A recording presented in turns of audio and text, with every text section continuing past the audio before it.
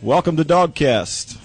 Hello, everyone. My name is Bill Schrock. I'll be your play-by-play announcer this evening, and I'll be joined by former Mediapolis football great Lee Kerr doing color commentary as the fifth-ranked undefeated 10-0 and District 5 2A champions take on the Bondurant Farrar Blue Jays, who finished second in 2A District 6.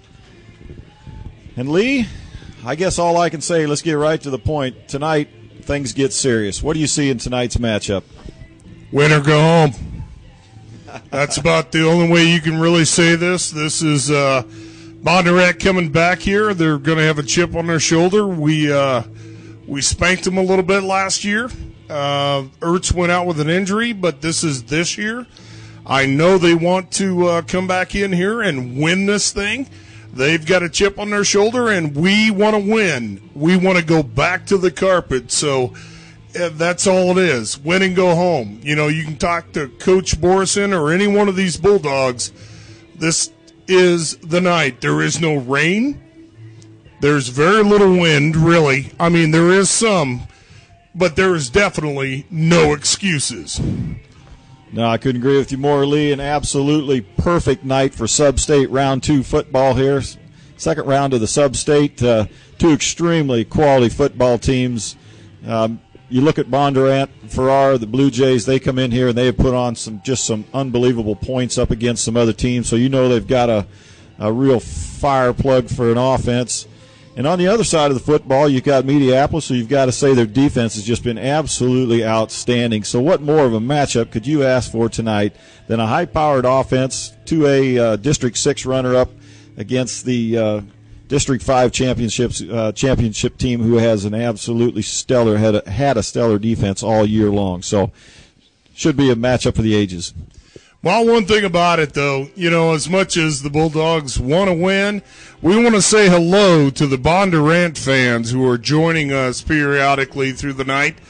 It's great that you guys are able to tune in to us and listen on this. It's been a fantastic venture the last 2 years, Bill, and you've been here longer than I have.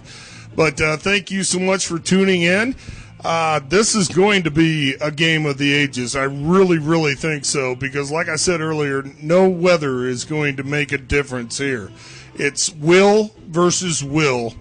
It's the best against the best because when you get to playoffs, you leave everything on the field. And this is Archer Field in Mediapolis, and we know it's going to bleed orange one way or another.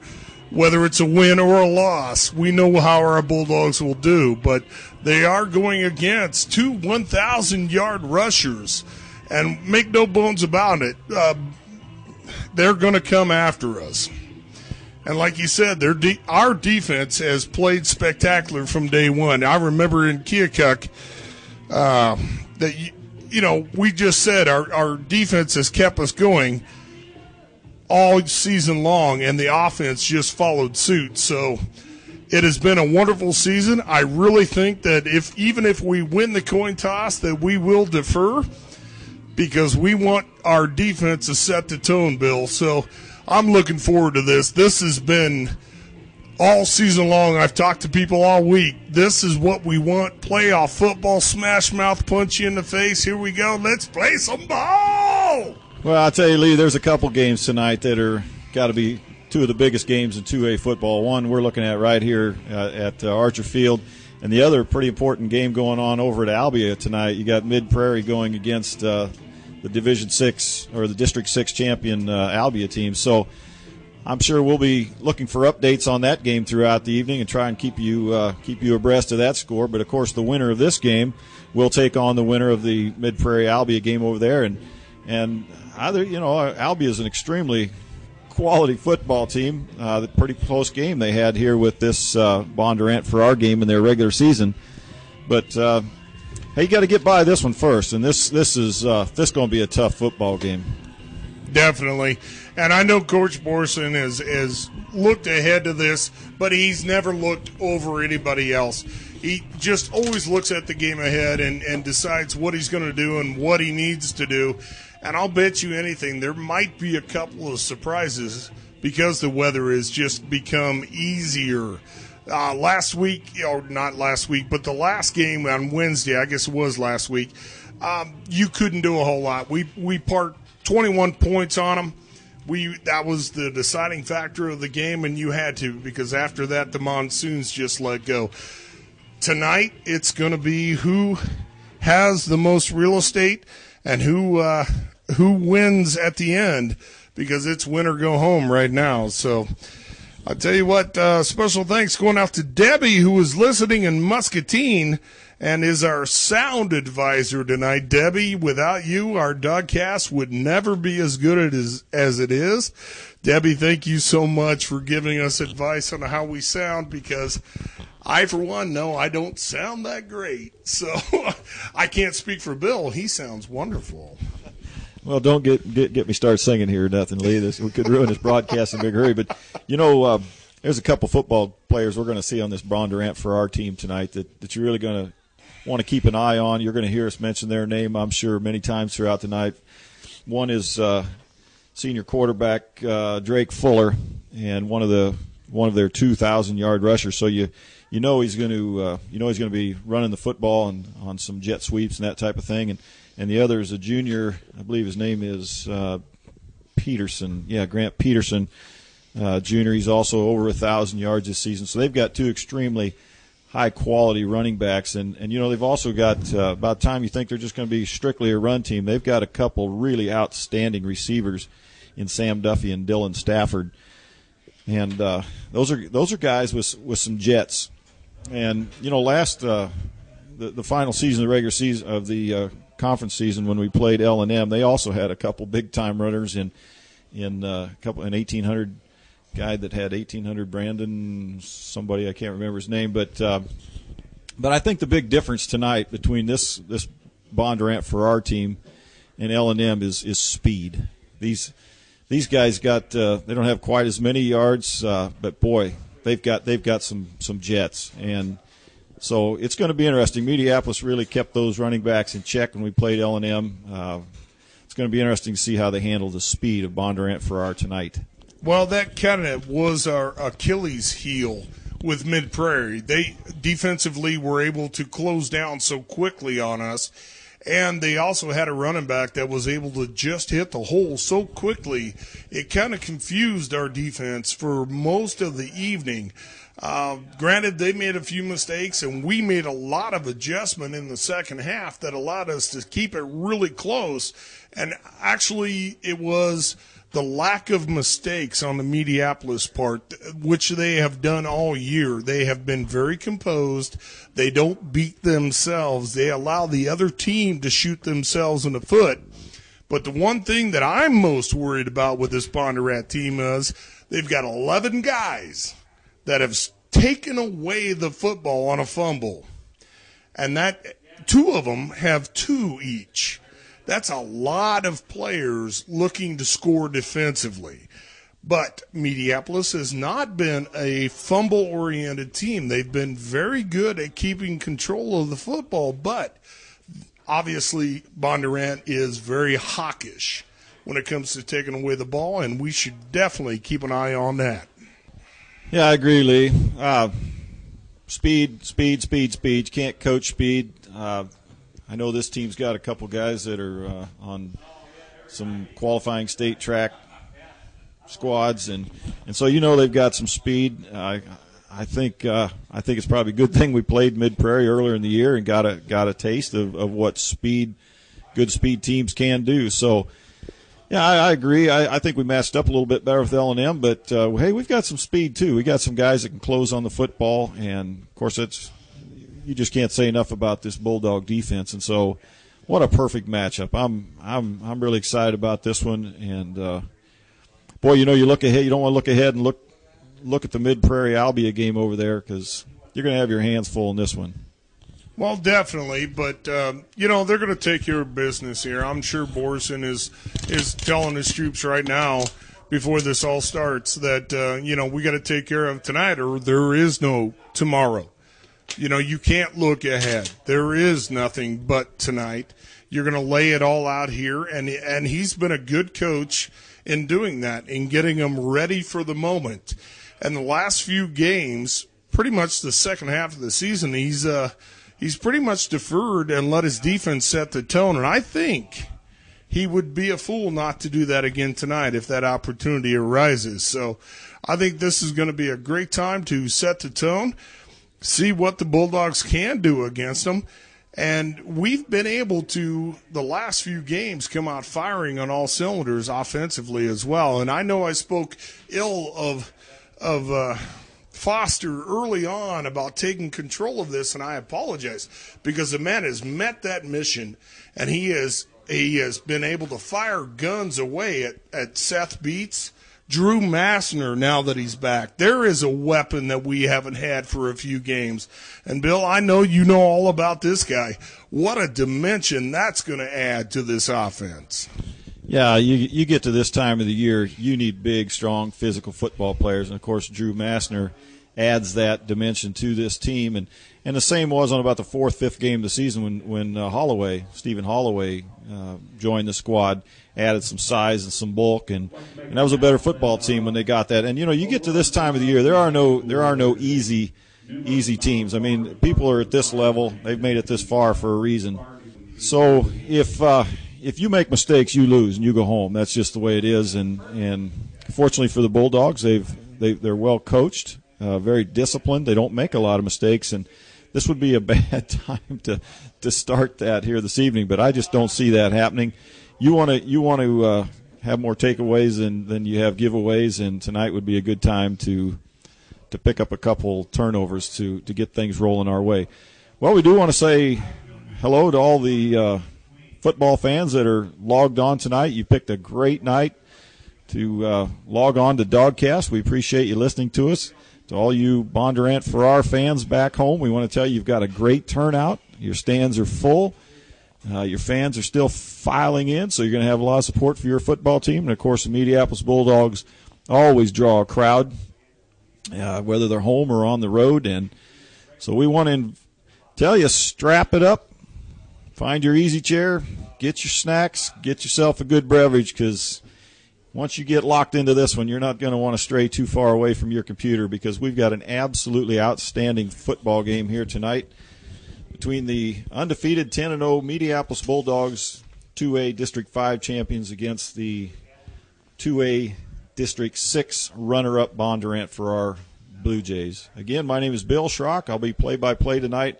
Be joined by Lee Kerr here at Mediapolis Archers Field. So welcome to all you fans, and we'll be bringing you all the action in approximately 15 minutes. Well, along with the Bulldogs, the number one team that this Dogcast has had has been our sponsors, and they've been with us all season long through everything, and without them, we could not bring this game to you. So let's take a time out to take a little shout-out to these guys. It's the Brewer Agency, your hometown insurance agency that covers it all. Rhodes Jewelry, find the perfect stone for that perfect someone for that special occasion. Mediapolis Savings Bank, supporters of Mediapolis schools and the Mediapolis community. Hawkeye Petter Shop, the employees are proud to support the Mediapolis community and schools. Morning Sun Farm Implement, your home for sales and service on everything from the farm to the lawn.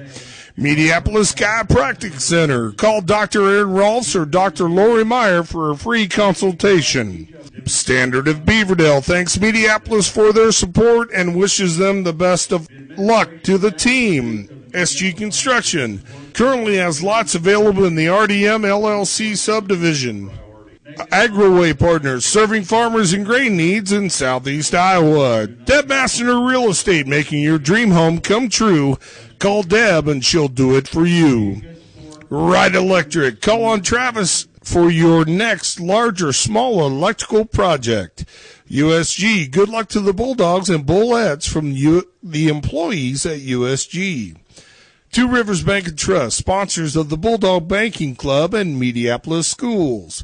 DMC Mutual and the Eland Agency. See Dale or Julie Bartelt for all of your insurance needs. Myers Construction. Call Justin and his crew.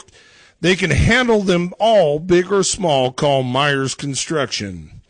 Big River Resources. Learn the many uses for your crop. Big River Resources is a community-involved company. Great River Medical Center, caring for the community, your students, and you. Mepo Foods. Customer satisfaction is number one, and sponsoring community events is a top priority. Osborne Plumbing, nearly 20 years of experience. Call Osborne Plumbing in Burlington. MTC Technologies. Watch replays of Mediapolis sports on MTC's Cable Channel 10. Mediapolis Boosters. Become a booster. Contact Mitch Timmerman or any one of the boosters and get involved. Main Street Tire. At Main Street Tire, your tires and safety are number one and not just an afterthought. McLaughlin Oil. Winter is just around the corner. Call McLaughlin Oil and get your propane tank filled now. Pixels PC. Tackle your computer problems ahead of time. Call Pixels PC for a new computer upgrade or repair.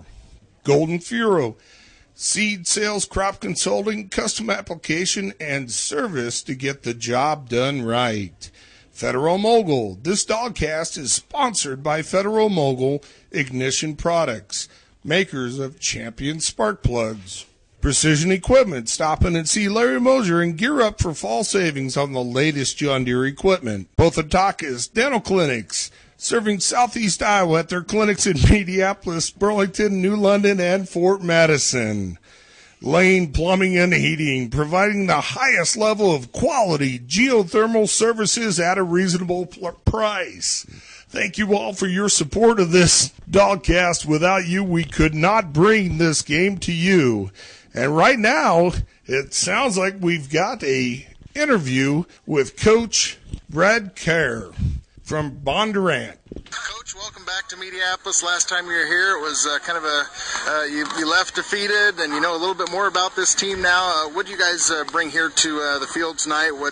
Knowing what you know about Mediapolis, they pretty much haven't lost anything from last year. Are you going to approach it differently, or? Well, I think, from year to year, things are always different. They're a little bit different. We're a little bit different.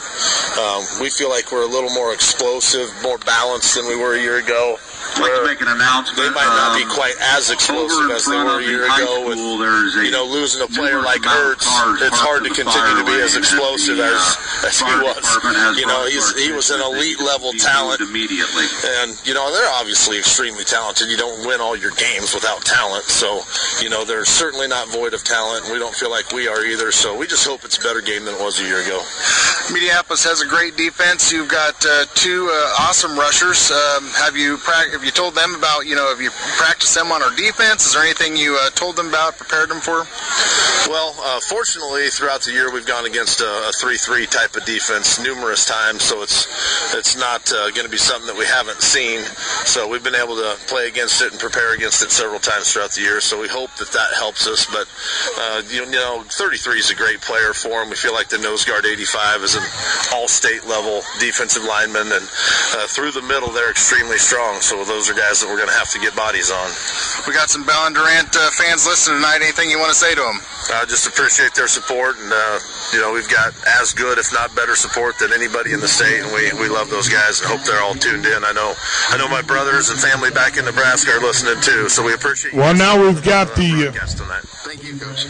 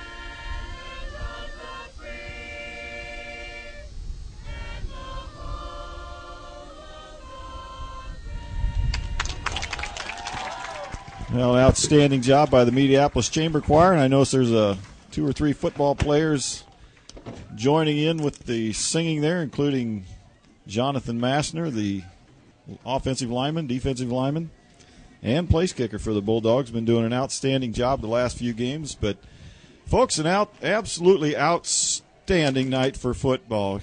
Lee, you couldn't ask for much more. You've got first week in November here, and the temperatures are about 50 degrees. Lineups for Bondurant Farrar. Well, let's get a starting lineup here, straight from the Number 3, sounds of the game. McLaren. Number 15, Grant Peterson. Number 25, Dylan Stafford. Number 27, Sam Duffy. Number 35, Cole Bailey. Number 37, Zachary McClintosh. Number 40, Cole Slinker. Number 50, Michael Kruger.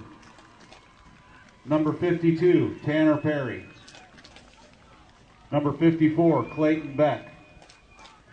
Number 82, Jake Gable. And the rest of the Bondurant Farrar. Now the starting lineup for your Mediapolis Bulldogs. Number 8, Drew Foster. Number 22, Seth Beats.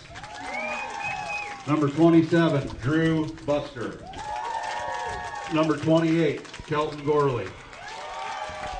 Number 33, Stephen Holloway. Number 59, Dalton Shadle. Number 61, Marshall Root.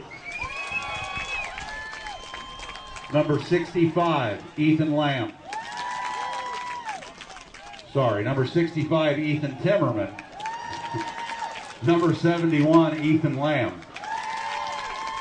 Number 73, John Massner. Number 81, Drew Massner. And the rest of the Mediapolis Bulldogs. Bondurant's head coach is Brad Kerr. Mediapolis head coach Brian Borison. Well, if it sounds exciting out there, folks, I guarantee it absolutely is. This crowd's going to be absolutely electric tonight. One thing Mediapolis has, not only a good football team, they've got good fans that understand the importance of these football games. You heard head coach Brad Kerr for the Bondurant Farrar talk about how he thinks they're a more explosive football team than they were last year, and I think he scouted Mediapolis pretty good. He knows that we've got a good defense. I think he fully appreciates the talents of Jesse Ertz now, maybe more than he did last year. I had a feeling last year Bondurant Farrar came into this game not really understanding just how quality of a football team we were, and maybe got caught off guard a little bit. That won't be the case tonight.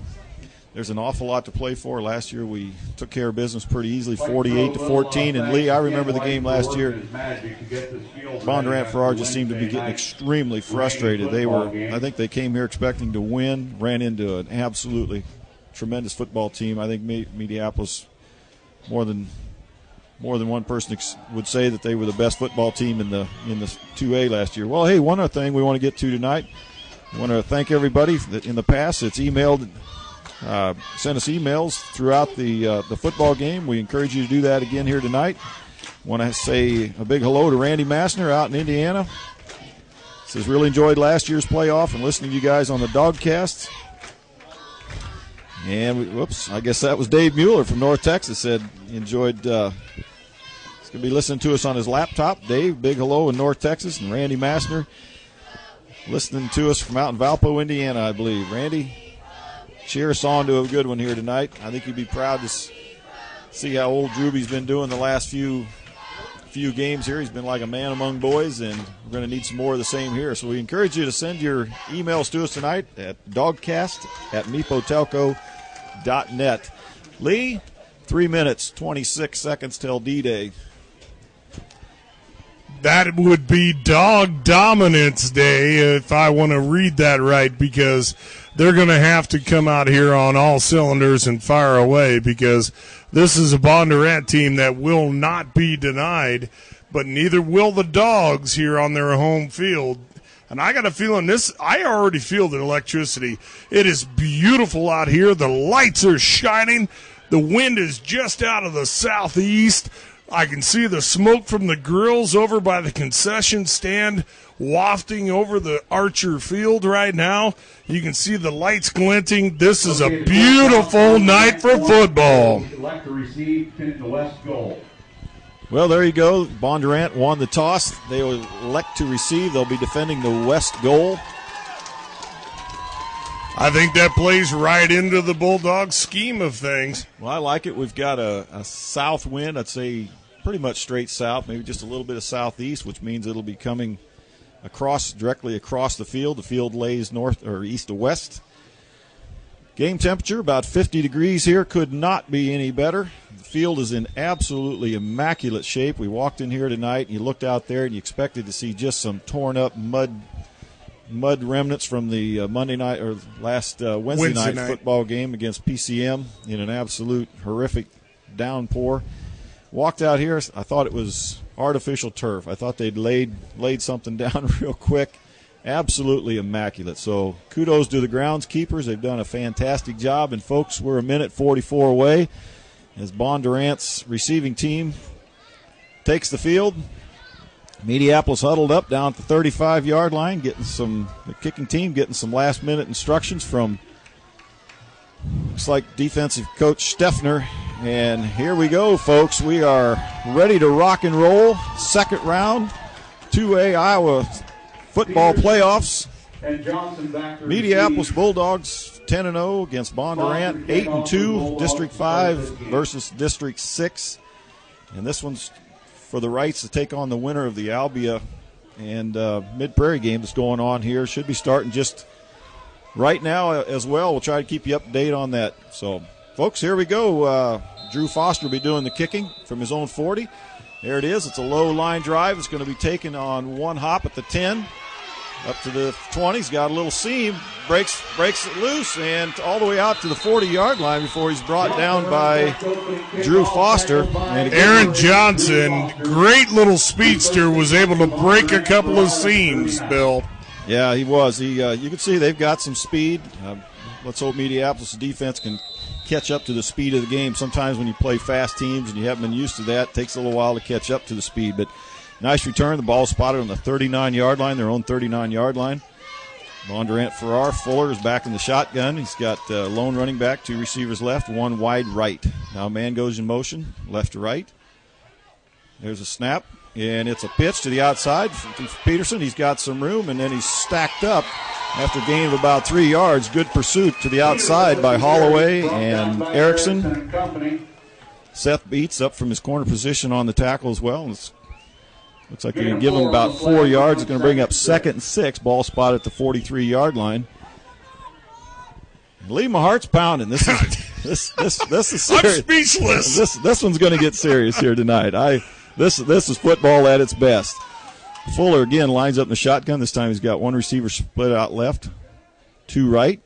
Gives it to Peterson. Nope, now it's a keeper. And beautiful penetration there by Stephen Holloway as he came up on the run blitz from his middle linebacker position and hit Fuller for about a 1 yard loss. Excellent penetration there by Holloway. It's going to bring up 3rd and 7. Ball spotted at the 43.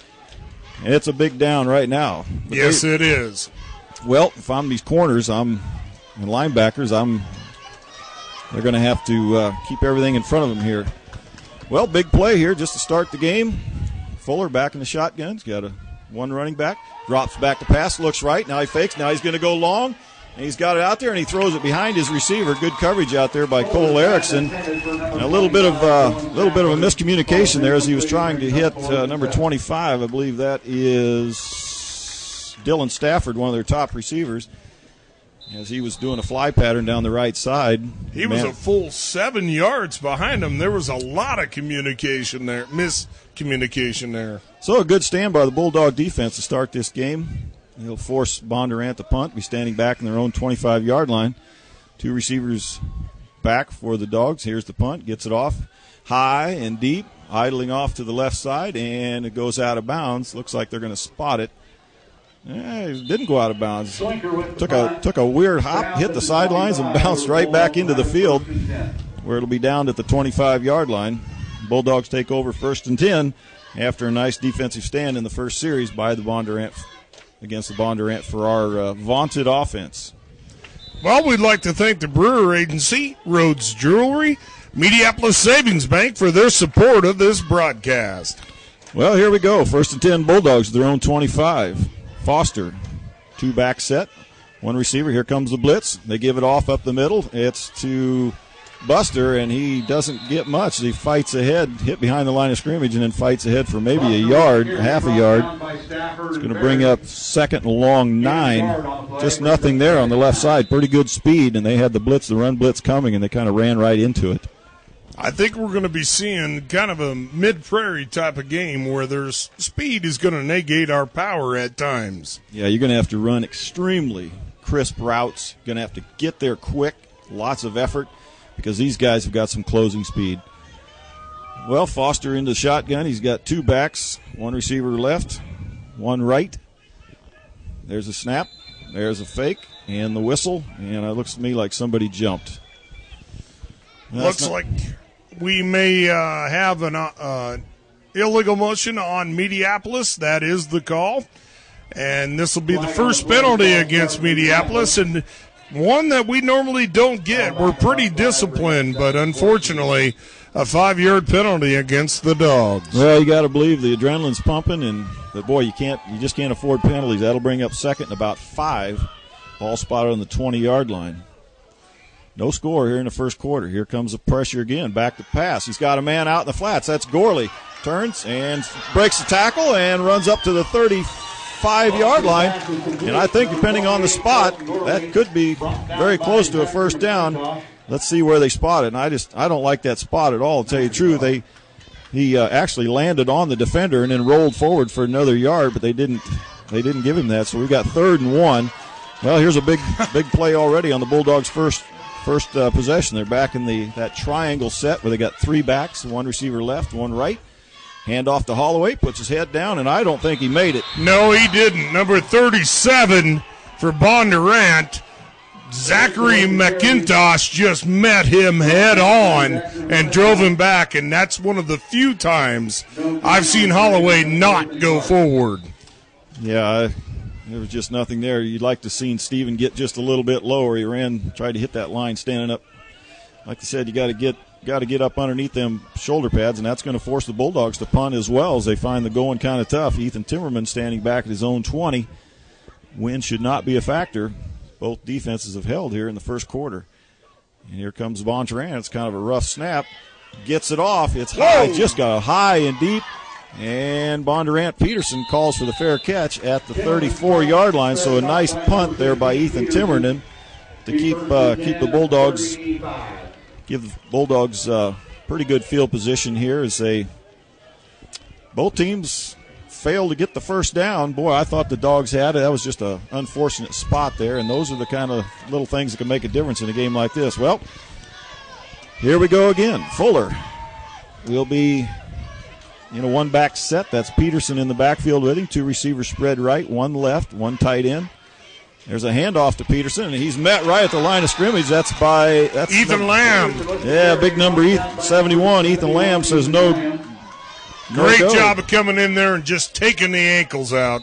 Yeah, beat his man off the snap and was able to grab the ankles of Peterson, drag him down for a 1-yard loss. And boy, it's good to see them Dogs playing tough up front. Up front, you got Adam Drain, Ethan Lamb, and Braden Crew up there. Josh Osborne here at the right dog position now as well. Must be in there for Drew Massner. Here's a handoff. The keeper there by Fuller. He's got some room and spun down by Holloway. Yeah, number 33, Holloway. Boy, he's fast, and they really play that misdirection. He fakes the handoff to Peterson, and then he just tucks it out and keeps it kind of a zone. He kind of caught you there, Bill. Boy, and I almost said the same thing because that moves very quickly, and I can't believe the linebackers are able to read that so well. Great job by Holloway. Kind of a version of the zone read. That'll bring up 3rd and 8. Boy, I'm glad the linebackers are quicker than I am because they're really closing fast. Well, 2 receivers left, 1 right, 3rd down. There's a fake. Here's a pass. He's going deep again. He's got it out there, but looks like he's going to overthrow him. As the receiver had Seth beat by about 2 steps, but just overthrown. But he showed he's got a pretty good arm there. His intended receiver was Isaac Beats, so he had beats on beats.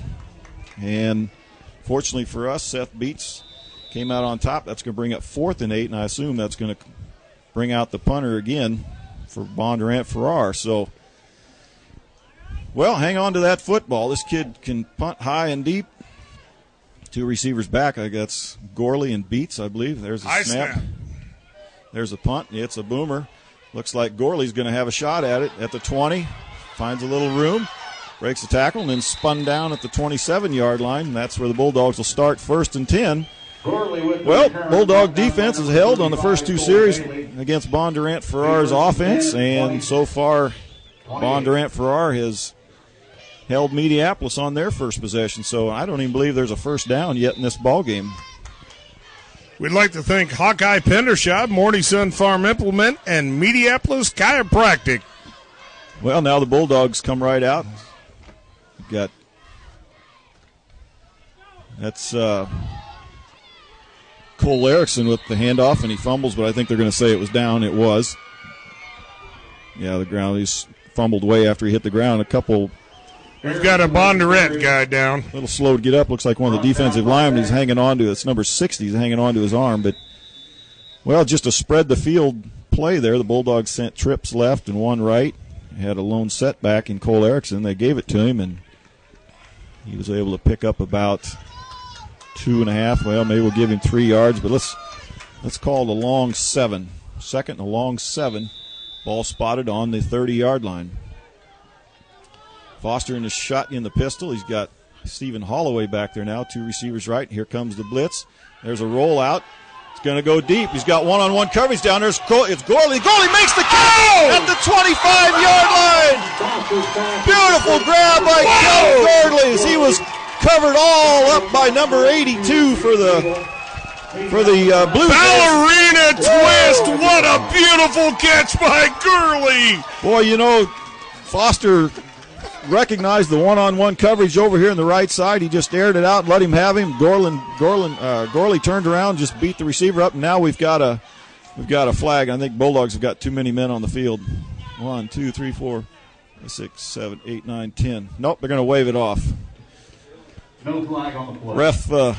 Ref had a little trouble with his mathematics there. I tell you one guy that was not happy with that flag. Was Borison, I'll tell you. Well, here we go. 1st and 10 Bulldogs down on the Blue Jays' 25-yard line in the Diamond offense. Handoff goes to Buster. He's trying to find some room. He kicks it outside. He's got a little daylight. And he stiff arms his man. He only gets to about the 22-yard line, so a gain of only about 3. That was a lot of running for 3 yards. And Grant Peterson of Bondurant closed on him in a hurry. They've got some speed, but that's a case where you'd like to see Foster or Buster just turn it upfield. And boy, early in the season he was doing that so good. And here comes. I don't think you're going to outrun these guys. You're going to have to meet them face mask to face mask. Yeah, I think so too. Here comes Drew Massner in at the tight end position now, substituting in for Cole Erickson. Holloway in the backfield of Foster. 2 receivers left, 1 right. Here comes the rollout, looking for Massner. He's got him out there, and he overthrows him. One-on-one coverage, just a little out pattern to Massner, and Foster would like to have that one back. He's going to talk to Massner a little bit. I know Foster would like to have that throw back. He's just a little bit worried about the turnover, but that's going to bring up 3rd and 7.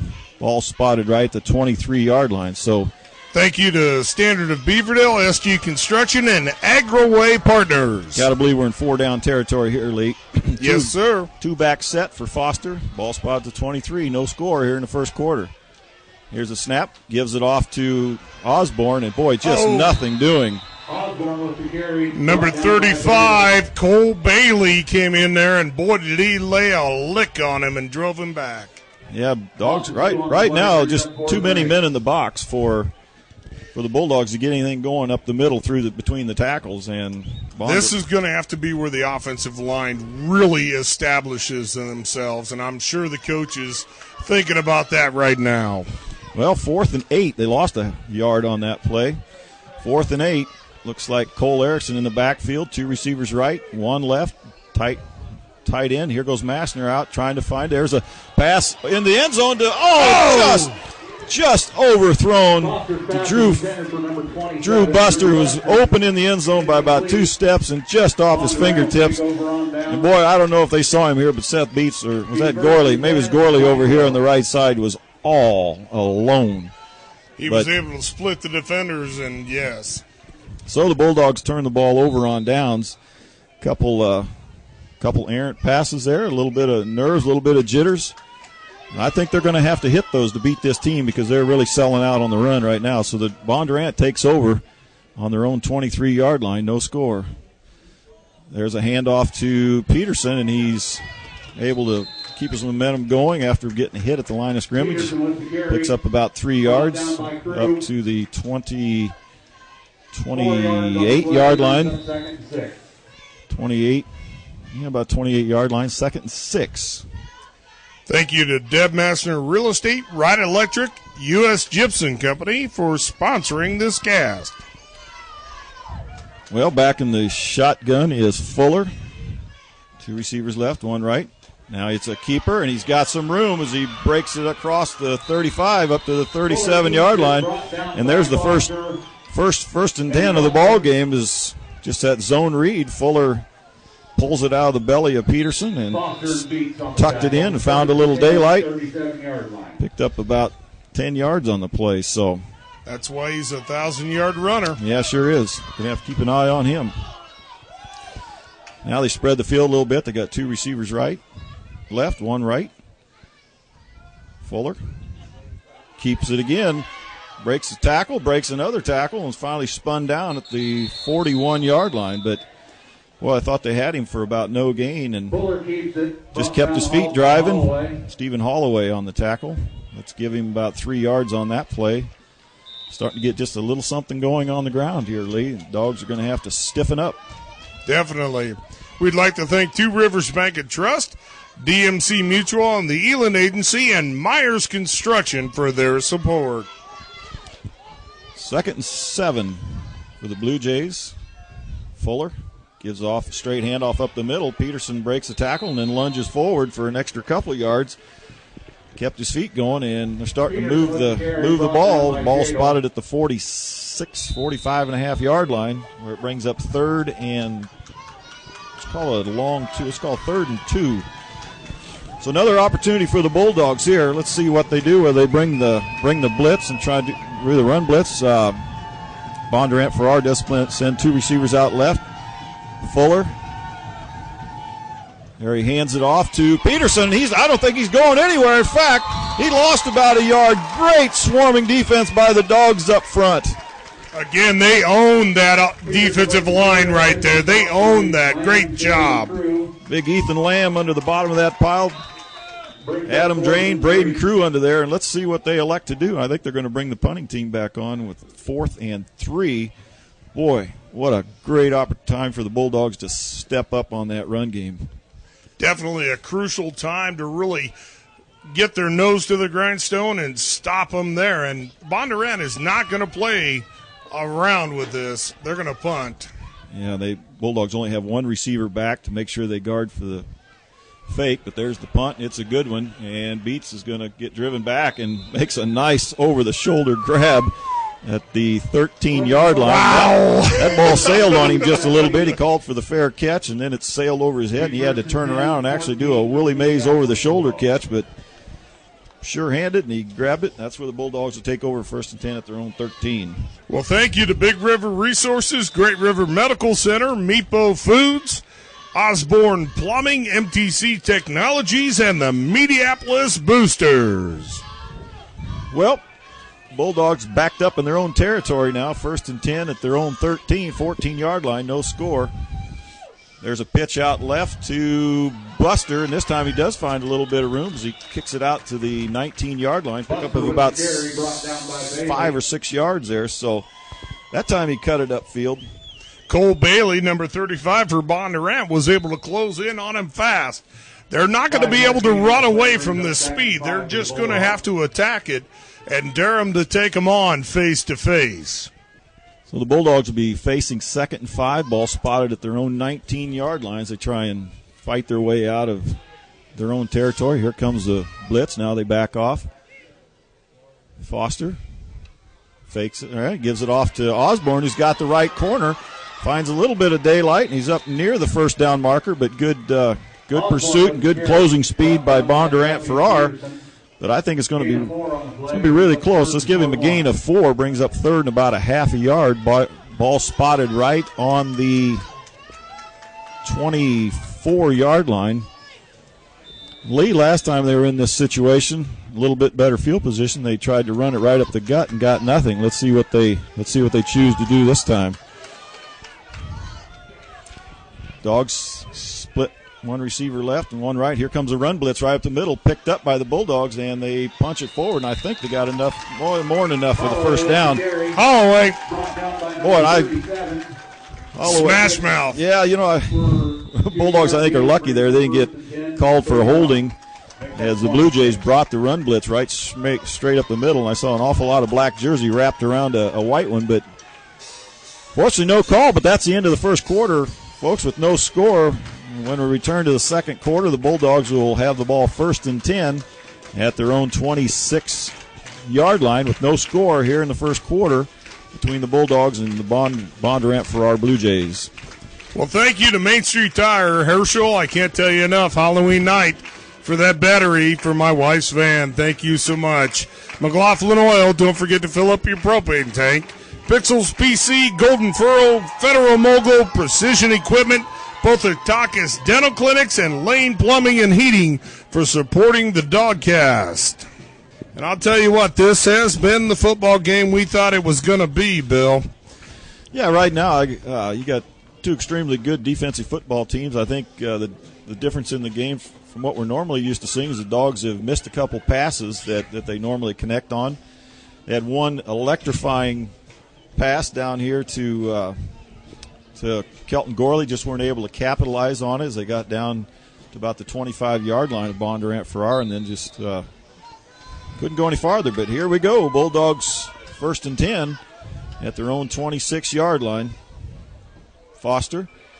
Osborne goes in motion, rolls out right, looking. There's a little pass over the middle and picked off, intended for Beats around the right side and tackled out of bounds at the 20-yard line. Boy, there's your first turnover we talked about, Lee, and this time it went against the Bulldogs, and Bondurant Farrar will take over 1st and 10 in the red zone, right at the Bulldog 20-yard line. So the first turnover of the game, and not a good one. Let's see if the Bulldogs defense can cover up and stop that. Just sailed on Foster. He's looking for Beats on a crossing pattern over the middle and just threw it over top of him right into the safety's arm. So, well, here we go. Fuller back. He's got Peterson back there. Now they send a man in motion. He's going to roll out left, turn it upfield, and nothing doing. Is spun down right there by Dalton Shadle. Dalton Shadle with him all the way. Let's give him about a yard on the play, and, boy, nice job of staying home by Dalton as Fuller was doing the quarterback option, rolling out left, looking whether or not to pitch out to Peterson. Decided to keep it and roll it upfield, but Dalton Shadle was right there waiting for him. And 2nd and 9, ball spotted at the 19-yard line. This will be a great place for a Bulldog turnover. Well, they've done it all season long. 2 receivers left, 1 wide right. Now they got to call a timeout. Call a timeout, yeah. Coach did not like that at all. Well, thank you to the Brewer Agency, Rhodes Jewelry, Mediapolis Savings Bank, Hawkeye Pender Shop, Morning Sun Farm Implement, Mediapolis Chiropractic Center, Standard of Beaverdale, SG Construction, and AgriWay Partners for their support tonight, along with Deb Massiner Real Estate, Wright Electric, and USG for all of their support all season long for the Mediapolis Dogcast. Well, in that first quarter, the Bulldogs tallied up 57 yards passing, 18 yards rushing. And the difference right now is the first turnover of the game belongs to the Bulldogs. And the Bondurant Farrar Blue Jays are knocking on the door as they face 2nd and 8 at the Bulldog 19-yard line. This has been Mediapolis's worst field position game so far, and it's showing right now. 2 receivers left, 1 right. Fuller puts a man in motion. And he's going to roll out right. There's the pitch. He's got some room there. Peterson, he needs some good blocking and good pursuit by the Bulldogs. Holloway and Beats got off his block real nice and came up and hit him, but not before he picks up about 4 yards. So it's going to be 3rd and 5. Ball spotted right on the Bulldog 15-yard line. I've got to believe, I don't know what they've got for a field goal kicker, so you got to believe this is 4-down territory as well. So 3rd and 5, big down for the Bulldogs. Here we go. 2 receivers right, 1 in the slot. Peterson in the backfield with Fuller. 1-man split left. There's a keeper there by Fuller's. He did the zone read, and I think he's going to come up a little short. Yeah, ball spotted right at about the 10.5-yard line. I think he needed to get just to the 10, so it's 4th and less than a yard, and I'm sure they're going to go for it. Well, Dogs, let's go here. 4th and a half a yard at the Bulldog 10-yard line. This is where the defensive line has to really stiffen up and get some penetration. That's one thing I haven't seen all night is for the Mediapolis defense to get in there and disrupt Bondurant. Well, they've really got a tight formation. They got 1 right, 1 right. There's a handoff to Peterson. Oh, no, kept by Fuller. Great zone read. He runs all the way down to the 3-yard line. So, boy, you can see why he's got 1,000 yards here. And that's going to bring up 1st and goal at the 3-yard line. So, boy, he did a nice job of faking the handoff to Peterson. You've got to respect him. He's a 1,000-yard runner. He pulled it out of his belly and found a little hole, and he's quick. He's quick. So here we go. 1st and goal at the 3. Fuller. And we've got a flag. Let's see who that one's on. It's thrown to the backfield of Bondurant. I think it's going to be illegal motion against them. It is, boy. Couldn't have come at a better time. So that'll push the ball back to the 8-yard line, 7 or 8-yard line. Let's call it the 8-yard line, where it'll be 1st down all over again. 1st and goal now from the 8. Fuller in the pistol with Peterson in the backfield. He gives it to Peterson. He's trying to find a little room. He jukes and plows it down to the 3-yard line. So he picked up those 5 yards that he just. They're starting to find a little bit of seams in that Bulldog front. Definitely a lot of difficulty for the Mediapolis defense to be able to pick out who's actually got the ball, kind of the way L&M did them last year, but I'm very surprised Mediapolis isn't queuing up on this. Here we go. Ball spotted actually about the 2. There's a handoff right up the middle to Peterson. I think he's going to be in for the touchdown, and he is. Wow. Finding a little bit of daylight over that left side, and they capitalize on the Bulldog turnover. And this might be the first time all year the Bulldogs have fallen behind in the score. So 6-0 Bondurant. 8:34 left here in the second quarter. The Blue Jays capitalized on a turnover and took it down to the Bulldogs' 20-yard line. Here's the snap. And looks like maybe Mediapolis jumped off sides. That's not going to hurt anything. Yeah, it was offsides against, I believe. This is definitely going to be gut check time for the Bulldogs after this extra point try. Well, they're just going to halfway to the goal line, but that's about a yard gained, so they're going to kick it all over again here. Here's a snap. There's the kick, and it's a line drive, but I think it went through, and it did. Barely cleared the bottom of the knuckleball. Yeah, knuckleball right up the middle.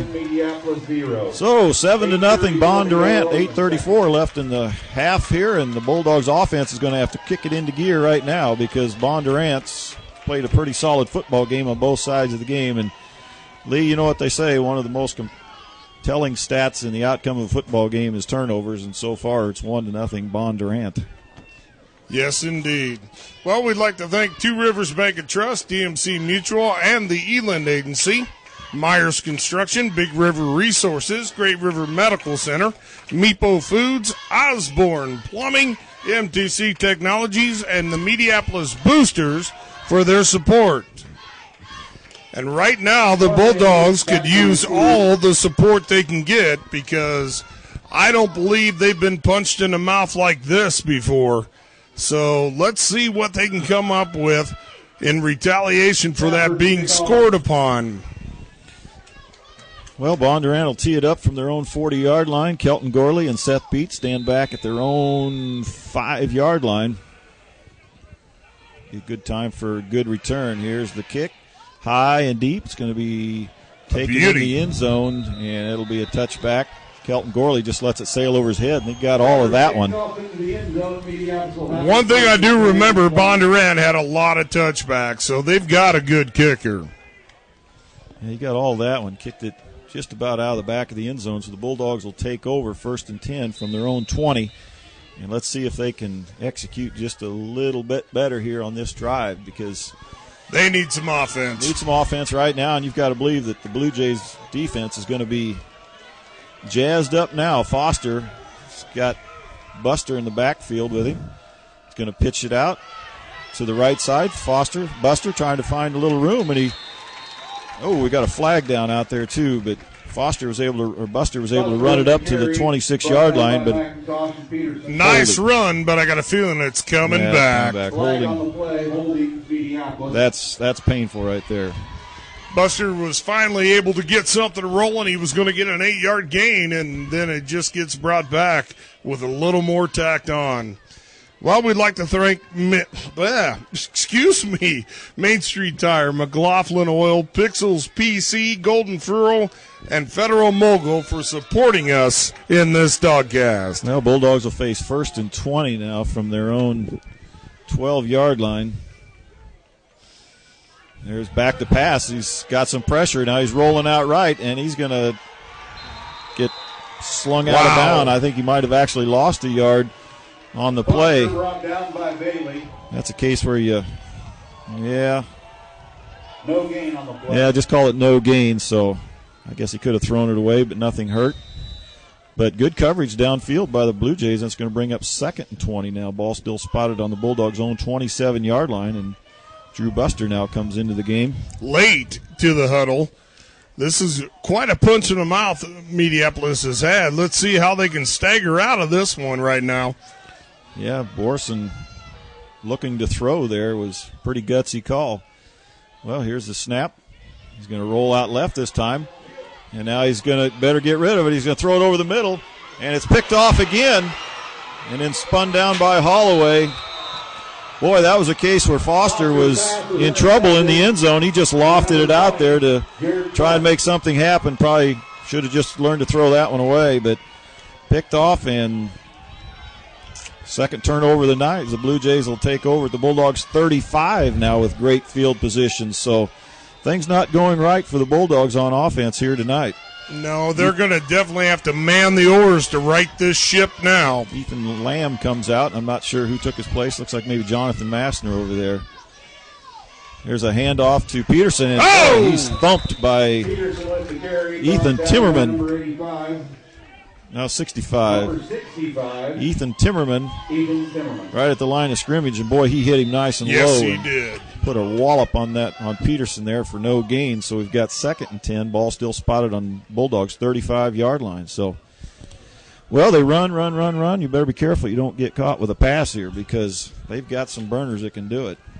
And they send a receiver right, one left, one in the slot. So they would have one tight end. There's a pass over the top. And it's caught for the and he dropped it. Boy. That was 6. That was 6. Drew Buster is thanking his lucky stars right now for the dropsies because he fell down when he turned to go on coverage. He slipped and fell down. The receiver was wide open. I thought he was going to walk it in for 6. Sam Duffy for Bondurant wishes he would have just had a inch-long fingertips to hang on to that one. Boy, that ball should have been caught. Yes. So that brings up 3rd and 10. Here's a big down for the Bulldogs, and the fans know it. Got to suck it up now. There's a snap, rolling right, and he's got a hole. Makes one tackler miss, and then he's dropped by Fuller with the carry. Seth Beats comes up from his corner position and puts a wallop on Fuller, but not before he gained about 8 yards. So, boy. There was no doubt he was going to keep that ball. He wanted to charge out there, and right now, Bondurant is just owning this offensive line versus the Dogs. I thought Cole Erickson had a shot at him, but he just couldn't quite get off his block, and that was just enough of a seam for Fuller. So 4th and 2. Here's a big down. Big down. Fuller in the shotgun. Takes a snap, gives it to Peterson, looking for some room, and I think he's got more than enough for the first down before he's brought down by Holloway.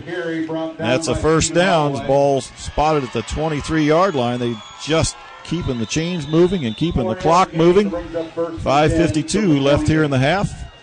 Here at Mediapolis Archer Field, Bill Schrock bringing you play-by-play and joined by Lee Kerr doing color, and Mediapolis calls timeout and wants to talk about it. They've got to stem the flow of this game right now, and right now the momentum is certainly with Bondurant Farrar.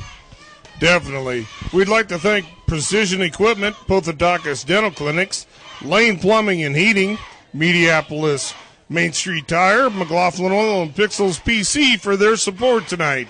And right now, Bill, I don't know what we're going to do to put a Band-Aid on this bleeding, but this is not the Dogs that we have seen all year, and I know for a fact that Steffner's out there talking to them, knowing that they're going to have to own this defensive line.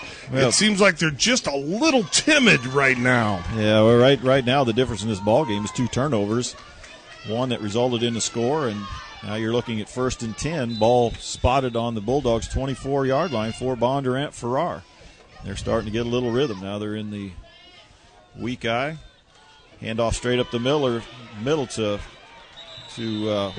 Peterson. And he picks up about 5 as he just able to put his shoulder down and spin. It's nothing real fancy, but it results in 4 or 5 yards. So, and he's able to see a huge hole there that's being opened up by his offensive line. And I'm not quite sure why we haven't snuck another defensive lineman in there, but I'm not a coach. I'm not going to call Borson out on that.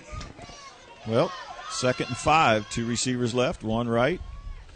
There's a keeper by Fuller, and he's brought and spun down immediately, and that is Holloway again coming up from his middle linebacker position.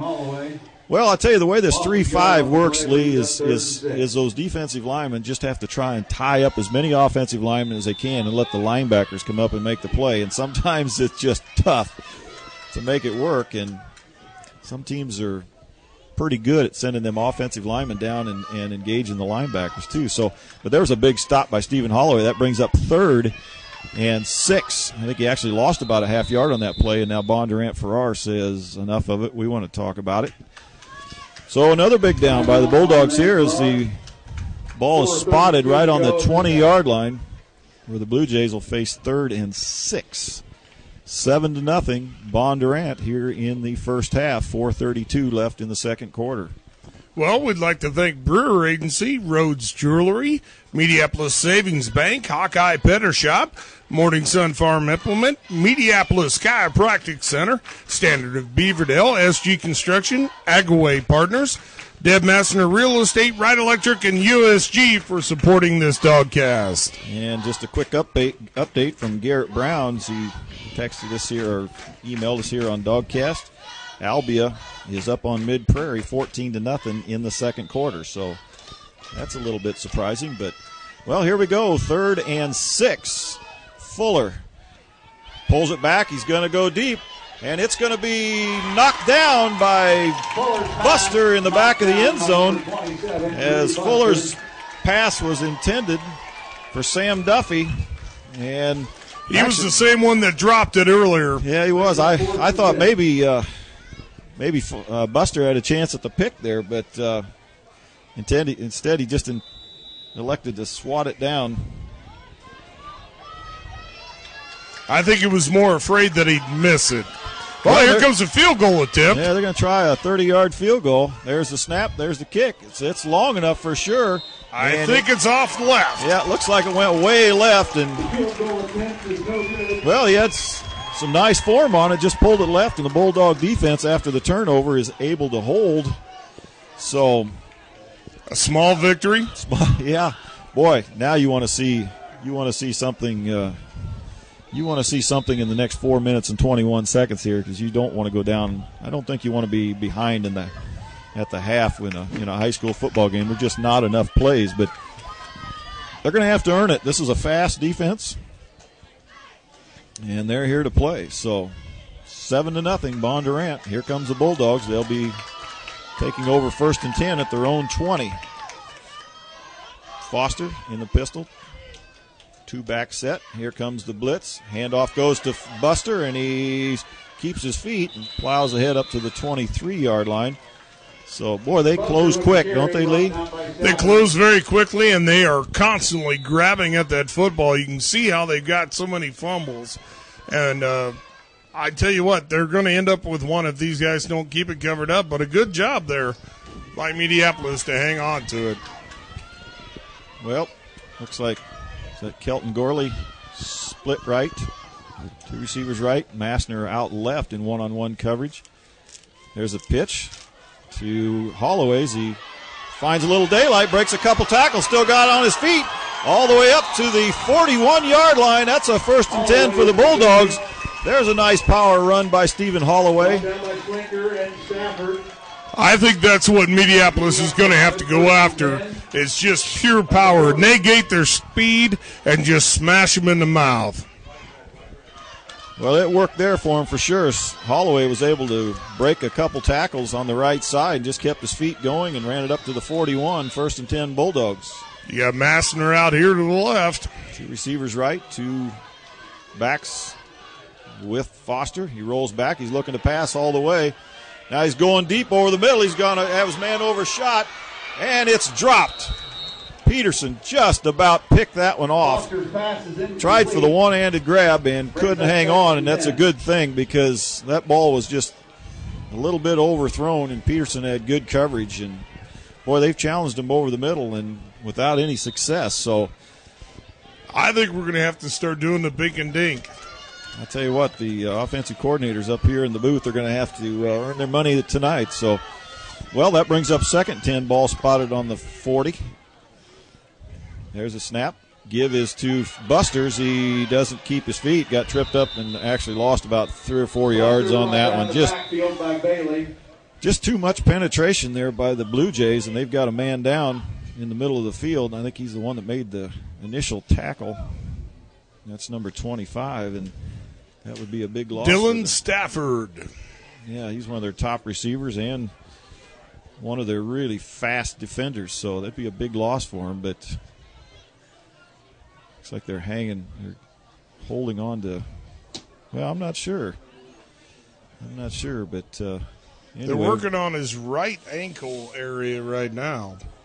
Well, we'd like to thank Standard of Beaverdale, SG Construction, Agroway Partners, Deb Massner Real Estate, Wright Electric, USG, Two Rivers Bank and Trust, DMC Mutual, and the Elin Agency, Myers Construction, Big River Resources, Great River Medical Center, Mepo Foods, Osborne Plumbing, MTC Technologies, Mediapolis Boosters, Main Street Tire, and McLaughlin Oil for supporting the Dogcast. Well, you hate to see that no matter what, but at least he's getting up, Bill. Yeah, and I think you're right about that right ankle. He's pretty ginger on it. Well, when the Bulldogs take the field again, they're going to be facing 3rd and 13. Ball spotted on their own 37-yard line, so they've got their work cut out for them, and I've got to believe that Borson here will probably be content to try and pick up 6 or 7 and see if he can't get a man in space that can break it for the next 7. I'd be a little surprised if he tries to go long here, but we'll see. It's that time of the year. It's all or nothing. So Gorley out left, beats out right. Looks like maybe Osborne in the slot. Holloway in the backfield. Rolls out right. Looking. Now he's getting under trouble. Now he's still rolling. He's got a man out there, and it's caught. Caught for the first down. at the 48-yard line of Bondurant, and that is, I got to believe that's Osborne. It snuck out of the slot. And, boy, I tell you what, nice job there by Foster as he rolled out right, was able to make a couple guys miss and avoid the pressure, and he threw a bullet downfield to Osborne, and that's a huge first down. So here we go. Little confidence builder right there. 2 receivers left, 1 right. Here comes a blitz. Pitch out to Erickson, and he's going to find not much doing as he doesn't even get back to the line of scrimmage. A loss of about a yard. And, boy, the Dogs are finding the running really hard between the tackles right now. It's just too much penetration and too much pursuit by those linebackers. But they've got Peterson back at the safety position, so it's pretty hard to burn them over the. They're keeping that safety home up the middle, and that's a little bit different. Some of the success the Bulldogs have found in previous games where they're able to bring that safety off to the side and find some success over the middle. Well, here we go, 2nd and 11. Foster rolls out left, looking. Now he's going to let it fly long. And he's got a man out there, and it's almost picked off again as I think it was Beats. Yeah, Beats slipped on that soft turf and went to the ground, and that left nothing but the cornerback back there, but he got tangled up with Beats, who was laying on the ground. He got his feet tangled up with him and couldn't get in a good position to make the catch, so almost picked off again, though. So 3rd and 11 again for the Dogs. They face another long 3rd down. Let's see if they pull one out of their hat again, Lee. Well, they're definitely going to have to do something. They're not used to being in this position. 1 right, 2 left. Foster drops back. Now he fakes. Now he's got a man, one-on-one coverage out there. He throws it deep, and I think it's picked off. He was good position as the pass was intended for Colton Gorley out there. Pretty much the same play they had success with on that long pass in the first quarter, but this time the defender did a great job of staying between Gorley and Foster, and he was in better position. The ball was just a little bit underthrown, and all of a sudden Gorley found himself in the defense position as he pulled him down, but that's a 3rd turnover of the game for the Dogs. Almost like a punt, though, I guess. Well, Jared Clark has been backing off the receivers all night. He was ready for that. He's watched enough tape to know. 1st and 10, ball spotted on the 15. There's a screen and knocked away, read beautifully by the Bulldogs as they didn't fall for nothing. It was a screen pass intended for Grant Peterson. And Adam Drain was right there in the middle of it. Yeah, nothing doing for the Bulldogs as they sniffed that one out and knocked it down for no gain. 2nd and 10, ball spotted just shy of the 15-yard line of Bondurant Farrar. 1:33 left in the half. Bondurant Farrar enjoying a 7-0 first half lead. Capitalized on one of 3 turnovers. There's a handoff. Nope, kept by Fuller. And he picks his way up to the 17-yard line for a gain of about 2-3 yards. And the Bulldogs call timeout. I think they'd like to have a shot at getting this ball back with 1:26 left. So this is the worst field position they've been able to put Bondurant in, and so they want to take advantage of that if they can defensively. Be interesting to see what Bondurant's call will be here. They've had success on the ground, not any success in the air so far, but they haven't really thrown short. But 3rd and 7 will be the call. Ball spotted on the Blue Jays 17-yard line. 1:26 left in the first half. Bondurant up 7-0. And it's a big down for the Bulldogs. They'd like to see if they could force the Blue Jays to punt and have a couple shots at it before the halftime, trailing 7-0. Well, definitely it's gut check time for Mediapolis. I mean, this is just something you've got to do. And they're not used to being in this position. I mean, Mid-Prairie kind of brought it to them. They were able to survive that. But so far, Bondurant has done much worse by negating a lot of what they've been able to do. Here we go, 3rd and 7. There's the snap. He's going to pass. He's got a man out here. He's going to throw it deep, and it's caught. Caught at the 48-yard line of Mediapolis. Jared Clark, the same one that took it away. Yep. Boy, just one-on-one coverage down here. I think that was with, was that with Beats? I believe so. just able to out wrestling for the football, and they convert.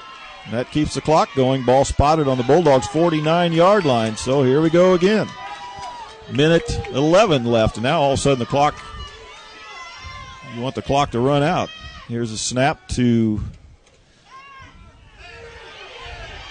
Chase going down the middle and almost picked off by Seth Beats in an acrobatic attempt, a one-handed attempt, as Fuller was under pressure and just lofted that one down the field, and there was nobody down there but a whole bunch of black jerseys, and Seth Beats almost able to pick that one off, but ball falls incomplete. It'll be 2nd and 10. Ball spotted on the Bulldogs' 49-yard line. 57 seconds left here in the first half. That was quite the attempt by Seth. I'm still in awe. I'm kind of speechless. If he could have came up with that, that would have been incredible. Well, let's see if they go for it. They've got one receiver left, 2 right. Now they put in man in motion, right to left. Fuller drops back, looks that way. He lofts it into the slot to number 12, and he's met by a whole lot of black jerseys there as he catches the ball out in the flats. Tyrus Riley was the one who caught it, but he was met by 2 angry dogs. First thing he saw was a football, and the second thing he saw was 2 dogs in his grill. So, but they give him a gain of about 2 yards on that. So it's going to be 3rd and it's called a long 7. Ball spotted at the 47-yard line. Bondurant come alive with the pass here. We're going to have to be careful. Well, he rolls back. He's going to loft it over the middle, and this time is to Clark. Incomplete. The ball was just a little bit off the target, and he took a good hard pop from, I think maybe that was Foster. Foster gave him a little kiss, and he's going off holding his side right now. That's good. Foster gave him a heck of a kiss there on that pass attempt. He did, and that'll force Bondurant to punt from their own, or from the Bulldog 40. Ball spotted on the Bulldog 47-yard line. Blue Jay kicker will be standing back at his own 37-yard line. 15 seconds left on the clock, and right here you just want to either let the ball go or ball security. There's a snap, high and deep, fair catch. And he lets it go over his head, and Bondurant will down it at the 6-yard line, Bulldog 6-yard line. And I've got to believe the Bull 7 seconds left on the clock. Bulldogs may elect just to take the knee here, Lee. Well, they haven't had much luck with the long ball, but that was just a Bondurant bounce. I mean, that thing went straight up in the air. Boy, knowing the Bulldogs here, though. You know, Pearson doesn't like to sit on his haunches. No. Why not? Take a shot. Ball spotted on the 7-yard line. We haven't seen Massner yet. Foster in the pistol. And he's going to go ahead and hand off to Buster, and Buster? Nothing doing. Yeah, he gets up to about the 12-yard line, and that's the end of the first half. Where Bondurant Ferrars takes a 7-0 lead on one of 3 turnovers. They were able to capitalize on one of 3 interceptions thrown by Foster here this morning or this evening, and were able to convert on one of them, and they lead 7-0. Well, it's been quite a half, something that Mediapolis hasn't seen yet. But speaking of another team that we have to talk about, it's our support team, the sponsors who make the Bulldog Dogcast happen for both football, volleyball, basketball, and all season long. That would be the Brewer Agency, your hometown insurance agency that covers it all. Rhodes Jewelry, find the perfect stone for that perfect someone for that special occasion. Mediapolis Savings Bank, supporters of Mediapolis schools and the Mediapolis community. Hawkeye Petter Shop, the employees are proud to support the Mediapolis community and schools. Morning Sun Farm Implement, your home for sales and service on everything from the farm to the lawn. Mediapolis Chiropractic Center. Call Dr. Aaron Rolfs or Dr. Lori Meyer for a free consultation. Standard of Beaverdale thanks Mediapolis for their support and wishes the best to the team. SG Construction currently has lots available in the RDM LLC subdivision. Agro-Way Partners, serving farmers' grain needs in southeast Iowa. Deb Massner Real Estate, making your dream home come true. Call Deb and she'll do it for you. Wright Electric, call on Travis Wright for your next large or small electrical project. USG, good luck to the Bulldogs and Bullets from the employees at USG. Two Rivers Bank and Trust, sponsors of the Bulldog Banking Club and Mediapolis Schools. DMC Mutual and the Elin Agency. See Dale or Julie Bartelt for all of your insurance needs. Myers Construction. Justin and his crew can handle them all, big or small. Call Myers Construction. Big River Resources. Learn the many uses for your crop. Big River Resources is a community-involved company. Great River Medical Center, caring for the community, your students, and you. Mepo Foods. Customer satisfaction is number one, and sponsoring community events is a top priority. Osborne Plumbing, nearly 20 years of experience. Call Osborne Plumbing in Burlington. MTC Technologies. Watch replays of Mediapolis sports on MTC's Cable Channel 10.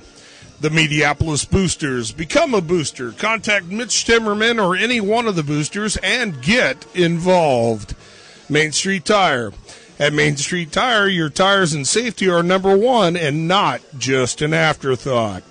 McLaughlin Oil. Winter is just around the corner. Call McLaughlin Oil and get your propane tank filled now. Pixels PC. Tackle your computer problems ahead of time. Call Pixels PC for a new computer, upgrade, or repair. Golden Furrow. Seed sales, crop consulting, custom application, and service to get the job done right. Federal Mogul. This dogcast sponsored by Federal Mogul Ignition Products, makers of champion spark plugs. Precision Equipment. Stop in and see Larry Moser and gear up for fall savings on the latest John Deere equipment. Bothataca's Dental Clinics, serving southeast Iowa at their clinics in Mediapolis, Burlington, New London, and Fort Madison. Lane Plumbing and Heating, providing the highest level of quality geothermal services at a reasonable price. Thank you all for your support for the Dogcast all season long and for this game. Without you, we couldn't be here. Well, and we're at halftime here in the second round of Sub-State 2A Sub-State football, where Bondurant has taken a 7-0 lead over the Bulldogs here at Archer Field. And Lee, I think you'd have to sum up that first half as the Bulldogs' inability to get anything going on offense. Defense played pretty well, but just when you're in that bad a field position, you just eventually something's got to give. And with the exception of a long pass to Colton Gorley that got down nearly into the red zone of Bondurant Farrar, and a pretty good run there by Stephen Holloway, that's been about it. Two good plays interspersed by 3 interceptions by Foster. So at some point here in the second half, the Bulldog offense is going to have to help this defense out. Well, I tell you what, Mediapolis has looked pretty lethargic the entire night tonight. They kind of came out and got shocked.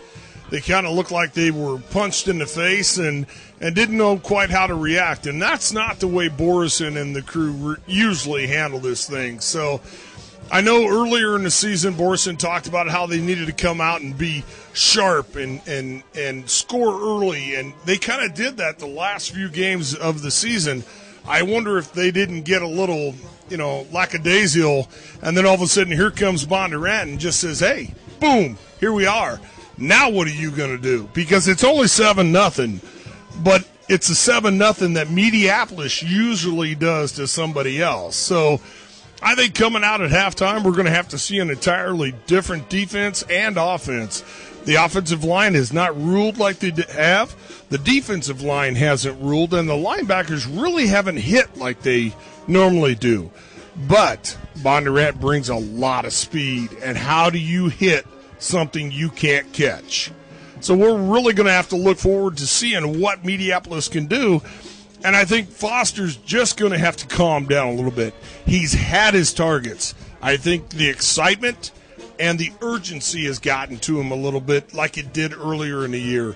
If he just comes back and says, I know I can do this, I know you can do this, I think we're going to see an entirely different Bulldog team in the second half.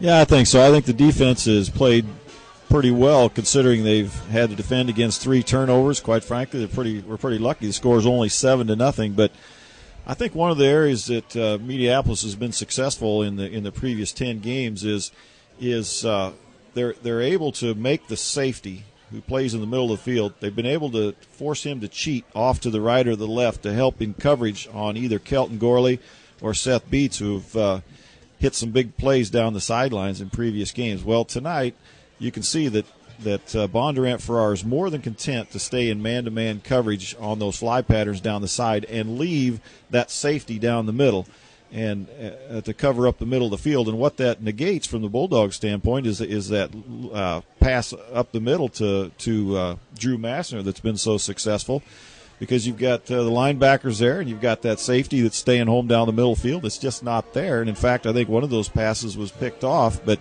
so they're going to have to try to find another. There's always soft spots. There's always little seams in that defense. They're going to have to find that in the second half and hit it. And they're going to have to avoid these turnovers, because 2 quarters at high school level football go pretty darn fast. Definitely. And we know that Mediapolis isn't used to being in this situation, but they definitely are not going to shy away from it. So I think they're going to be all right. Well, we've got an email here that says, "Let's go, Dogs. Get them going, Foster," from Uncle Bubba in Lawrence, Kansas. So, Uncle Bubba, he's calling out to you, Foster. Let's get them going. Let's get this team back righted on the way to a victory here in the second half. Well, we want to say a big hello to all the Bulldog fans that are listening to us tonight on Dogcast, and, of course, all the Bondurant Farrar Blue Jay fans who have logged on and are streaming with us here tonight as well. We want to give you all a big hello and tell you conditions here are absolutely fantastic. We've got 2 extremely well-matched teams that are doing their halftime adjustments. Right now, Bondurant Farrar owning a 7-0 lead. The last we heard, Albia was ahead of Mid-Prairie 14-0 in the second quarter over in Albia. And, of course, the winner of this game will meet the winner of that game to decide who goes to the Unidome again. So, long ways to go to get there. But Bulldogs are going to have to make some adjustments and get back into this one. And if they can just scratch it out and put 7 points up on that board, I feel pretty good about their chances. But that being said, it makes you realize if we can get that ball in the end zone, how critical is that extra point. Definitely. And John Massner's done a good job here late in the season gaining that. But I think we need to look past the extra point, and we definitely got to just start putting a touchdown on, because we really haven't shown anything other than one very nice pass play and a huge mouth-busting run by Holloway. And I know Mediapolis has more of that in there. They're just going to have to keep proving it. But one thing about it, you cannot outrun Bondurant. You're just going to have to run into them and over them is about the only way I can see this happening. Yeah, I think you're not going to beat them over the top very much. Kelton Gorley did a real nice job of fighting off their corner in that one long pass of the.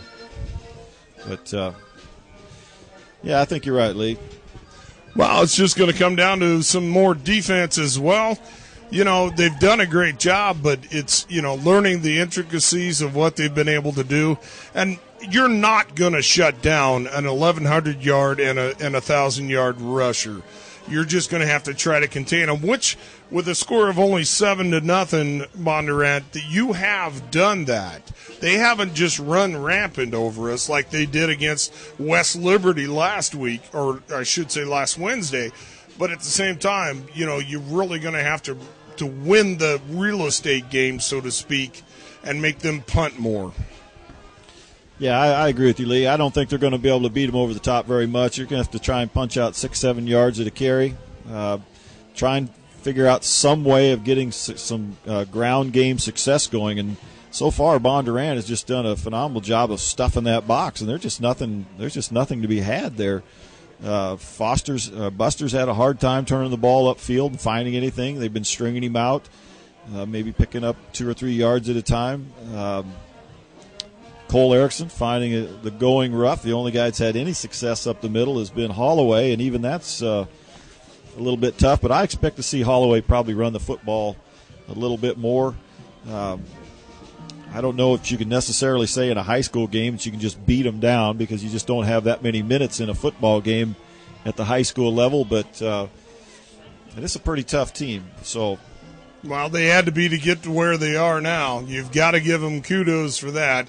And same way with Mediapolis. I just think they're just going to have to come out with a little more spark, a little more fire. And I just think they're a little shell-shocked right now. They haven't been in this condition. But I know if anyone can bring them out of it, it's going to be Coach Morrison, because he was fired up earlier down there on that sideline. And believe me, I would not want to be in the path of that wrath when he brought it to me. So I'm sure they're getting an earful in the halftime right now. And I see down on the Bulldogs sidelines, we've got Matt Levins, of course, the well-known sportscaster or sports writer for the Burlington Hawkeye. Carries a lot of the West Burlington games, and when their season ends, he likes to come up and cover Mediapolis. So good to see Matt down there. Well, 7-0 is the score here. Bondurant Farrar was able to punch one into the end zone after capitalizing on a interception.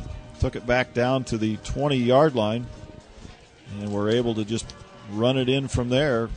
Pretty much a two-dimensional attack. They've got their 2,000-yard runners, Fuller, the quarterback, and Peterson, the running back, and they do a version of the zone read where they stick it in his belly, and depending on what the defensive end does, if he crashes, then they'll give it off to Peterson, let him get to the outside, and if the defensive end takes the running back, well, then Fuller will just pull it out of his belly and keep it himself and run up the middle. And, well, both teams are back out on the field now. We'll be firing it up again here in about a minute and a half.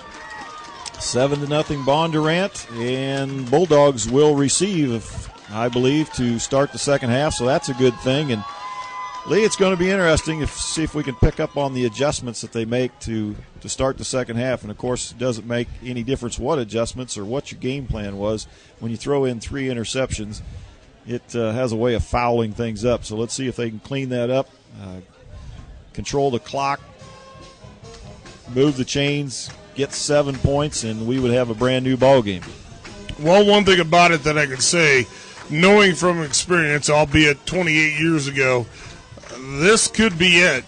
If Mediapolis, the seniors, don't got that gut check feeling right now, then they're never going to have it, because this is it. This could be the last they see here, the last they see of any football. Some of them will go on to other sports, but this is when it really makes you feel like, you know what, I've got to give it everything I've got regardless, and I'm going to leave it out there on the field. I'm going to bleed the orange for the fans and for myself. And I think a lot of these guys are starting to feel it right now. And even if they do win and go on to Albia, which I think they could, you know, this may be the last time they're ever going to play on this field. So I expect a lot of them to crank up the Bulldog spirit on this second half, because they've got nothing to lose here on this grass. Yeah, I think both teams fully understand what's at stake here tonight. Winner goes on to try and earn the title and the right to go to the Unidome, and the loser goes home. And some of these kids will be putting on the sneakers and the shorts and playing basketball here within the next couple weeks. But I tell you what, it's a whole lot of fun going to that. It's a whole lot of fun going to that Unidome, and Dogs have been there before. They know the excitement and the reward in doing that, and so I think they're going to be fired up here to start this second half, and they're going to have to score in a big hurry here. But Well, the good thing is they get a receive. They'll have first possession here to start the second half, and so I think it's pretty important. This first drive is going to tell us a lot, Lee. This first possession, I'm sure we understand. I know Coach Borson understands that first possession is extremely important. So if they've got any secrets in their playbook that nobody's seen yet, this might be the time to do it. But you know what? Regardless of what the play call is, you've got to execute. And we saw some passes that earlier in the game that just were a little overthrown or underthrown or whatever, and then, of course, after that you had the 3 interceptions. So I think they're going to have to throw for some yards. Still want to see Drew Massner get involved in this game. The only time he had a pass thrown his way, it was overthrown by about 4 or 5 yards. So, well, Mediapolis is taking the field. Excuse me while I swallow my lozenger. Sorry about that, dog ass. And Bondurant still yet to come to kick off to the Bulldogs. As we said, we've got 1 half to go here. We've got Gurley back, we've got Beats back, and we've got a whole half of football in which the Dogs can bring this back and make it their game, and we know they can. So let's see what they've got to bring here. We've all set to go. The clock is set. Bondurant is set, and Mediapolis is set. Let's see some football. Well, ball spotted at the 40. Here's the kickoff. 2 receivers deep for the Bulldogs, and that'll be Gorley, I believe. That'll take the ball at the 20. He's got a hole across the 25, out to the 43, 2-yard line. So a nice return there by. Yeah, that was Kelton Gorley runs the ball out to the 42. So there's a good start. Definitely. You need that momentum right now. Let's move this forward. And you can see an extra little bounce in the step of the Bulldogs right now. Well, let's see what offensive changes they make. They send 2 receivers right. Massner split left. 2 backs in the backfield with Foster. He's going to give it off to up the middle goes Foster or Buster. And he found a quick hitter up the middle, runs the ball all the way to the 46-yard line of the Blue Jays. That's a first 10 for the Bulldogs. And Morrison is fired up! Pumped up. Well, let's see if they just come out and execute. A little more fire in their step here. Nice couple plays there. Execute. 1 receiver right, 2 left, 2 in the backfield. There's a handoff again up the middle. This time it's Derrickson. He finds a little bit tougher going. Pickup of about a yard to the 46-yard line of the Blue Jays. And the Blue Jays kind of sealed up the middle on that play. Well, you're going to probe, and then maybe hit the big one. So 2nd and a long 9 from the 46-yard line of the Blue Jays. Massner left. Beats and Gorley split wide right. Holloway and Buster in the backfield. There's a pitch out to the right side to Buster. He's trying to get the corner. He's got it and puts his shoulder down and rolled out of bounds after a gain of about 3. Spot the ball at the 41 to about the 42.5-yard line. So it's going to bring up 3rd and a long 3. 3rd and 6 for the Bulldogs. Well, here's a big down. Do you think we're in 4-down territory here, Lee? Start of the half. Or would you pin them down deep with a punt? Well, let's just get the 3rd down here. Let's convert on the 3rd down. 3rd and a long 6. Ball at the 43, and this is a big moment in the second half here for the Bulldogs. I think right now all you're thinking of is just moving forward, period. Well, Tanner Gurr split left, 1 right. There's a rolling by Foster. He's rolling right. He's got a man. Oh, tip intended for Massner. Here comes a flag late. What was that? Not sure what the flag is. I thought it was holding against Bondurant, but I could be wrong. Well, let's see which way they're looking. This would be pushing the back Pass against interference. Bondurant. Okay. Yeah, there's a pass interference call, and that's a big one. Massner was trying to come back to the football. I just saw him go flying out of bounds, and I knew it had to be for a reason, but that's a big play right there. That's a first down Bulldogs. So Way to fight back to the football, Massner, and force them. So now we got Massner split left.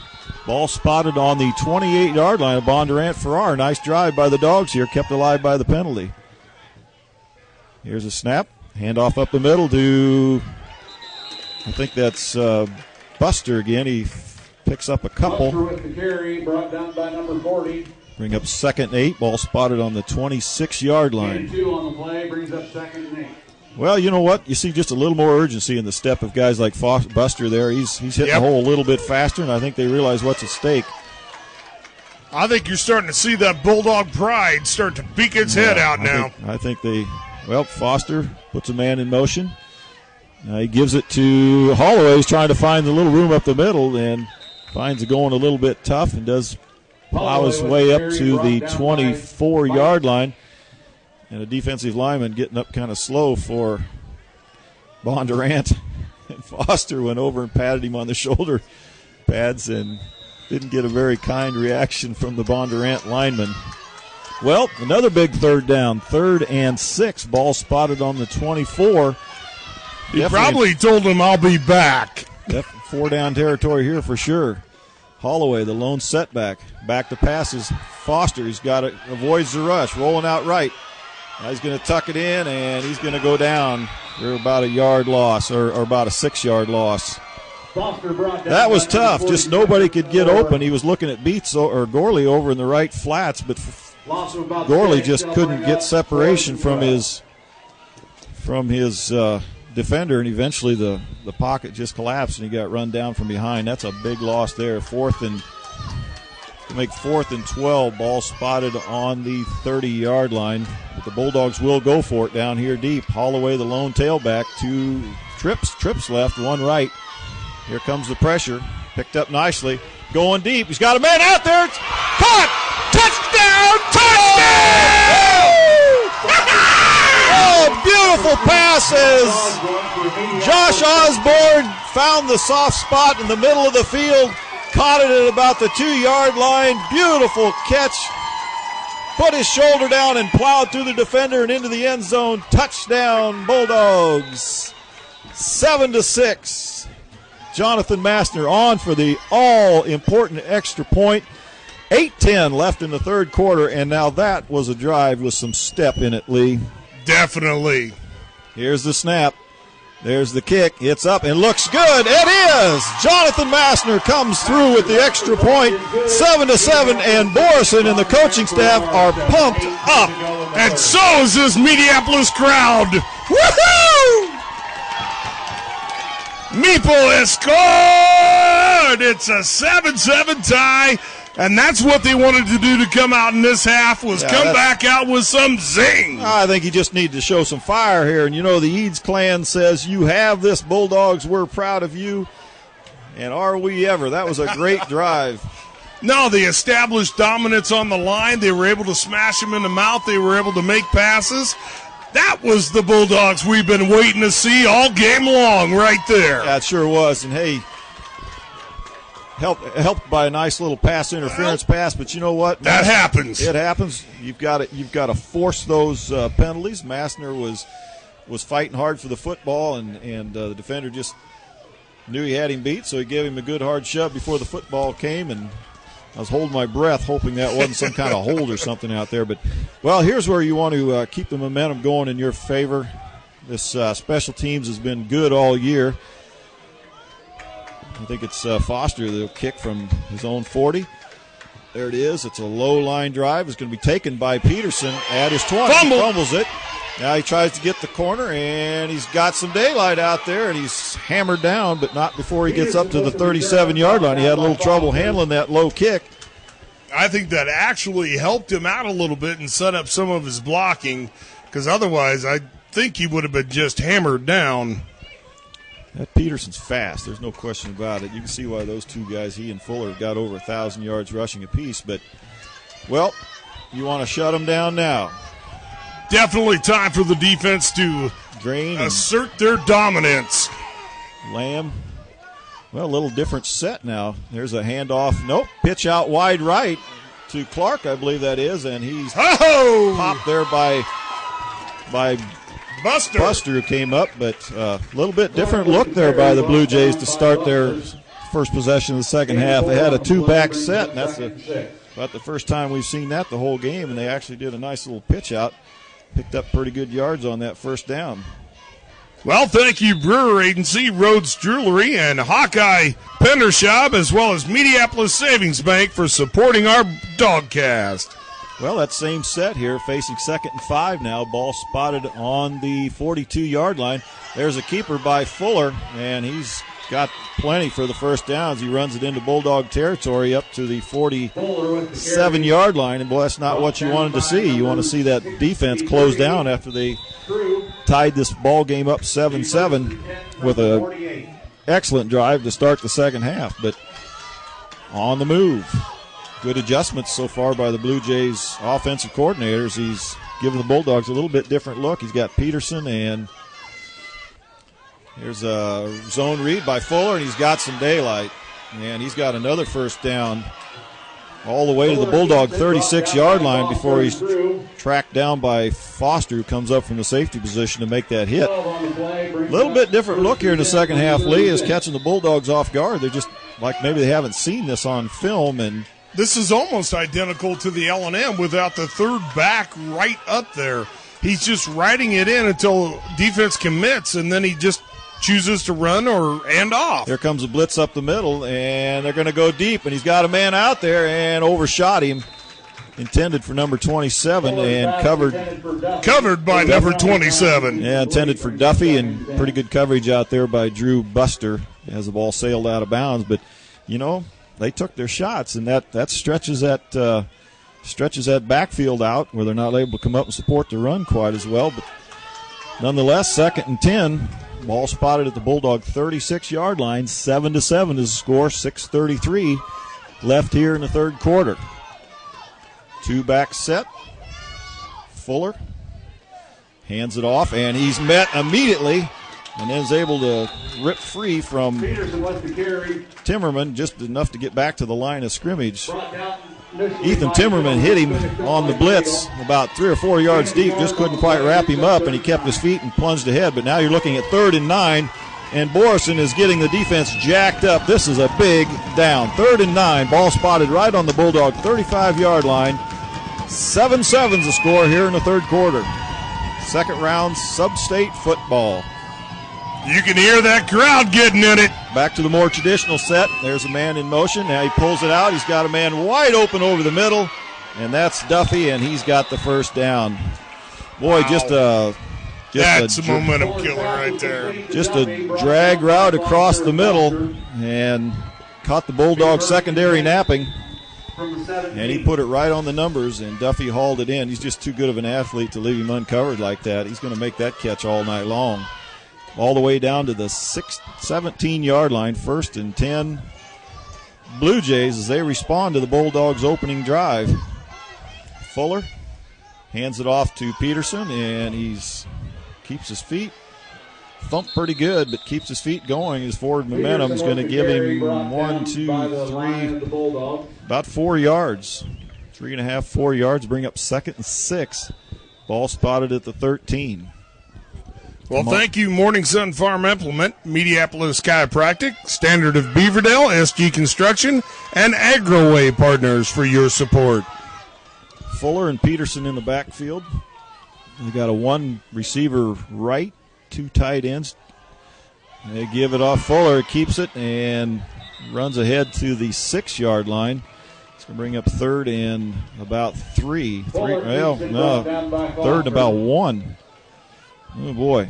He's just quick. He's quick and he's big. I mean, he's just. Well, it's 3rd and about a half a yard. So, boy, the defense got their work cut out for him now. Here we go. 3rd and a half yard. Ball spotted on the 8-yard line.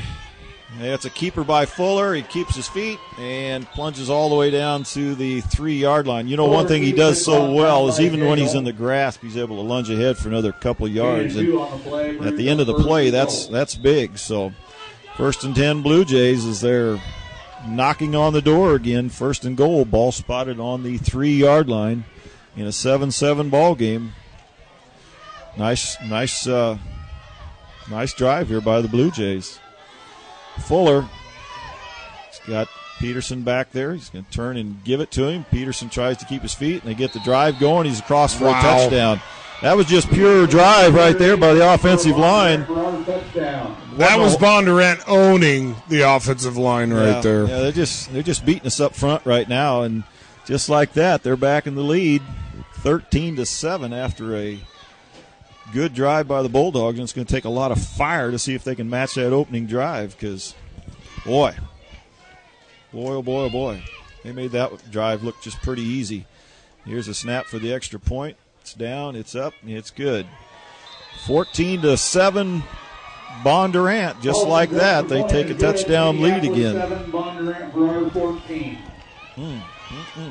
Well, thank you, Deb Massner Real Estate, Wright Electric, United States Gypsum, Two Rivers Bank and Trust, DMC Mutual on the Eland Agency, Myers Construction, Great River Resources, Great River Medical Center, and Mepo Foods for your support.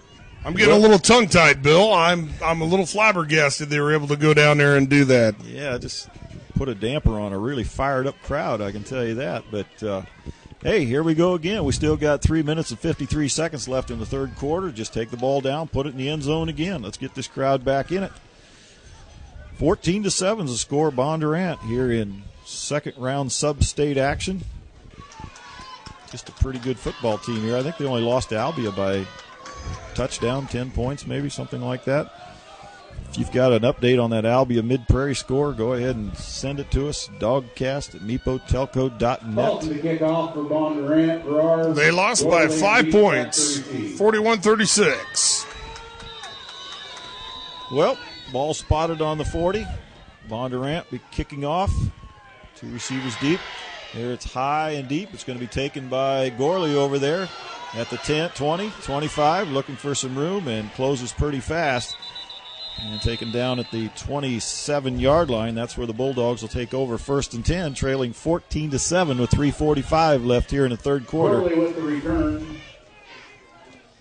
Well, they're going to have to come out with guns blazing right now, that's for sure. The big offensive line up there needs to take over right now. Ethan Timmerman, Lane Eads, Ethan Lamb.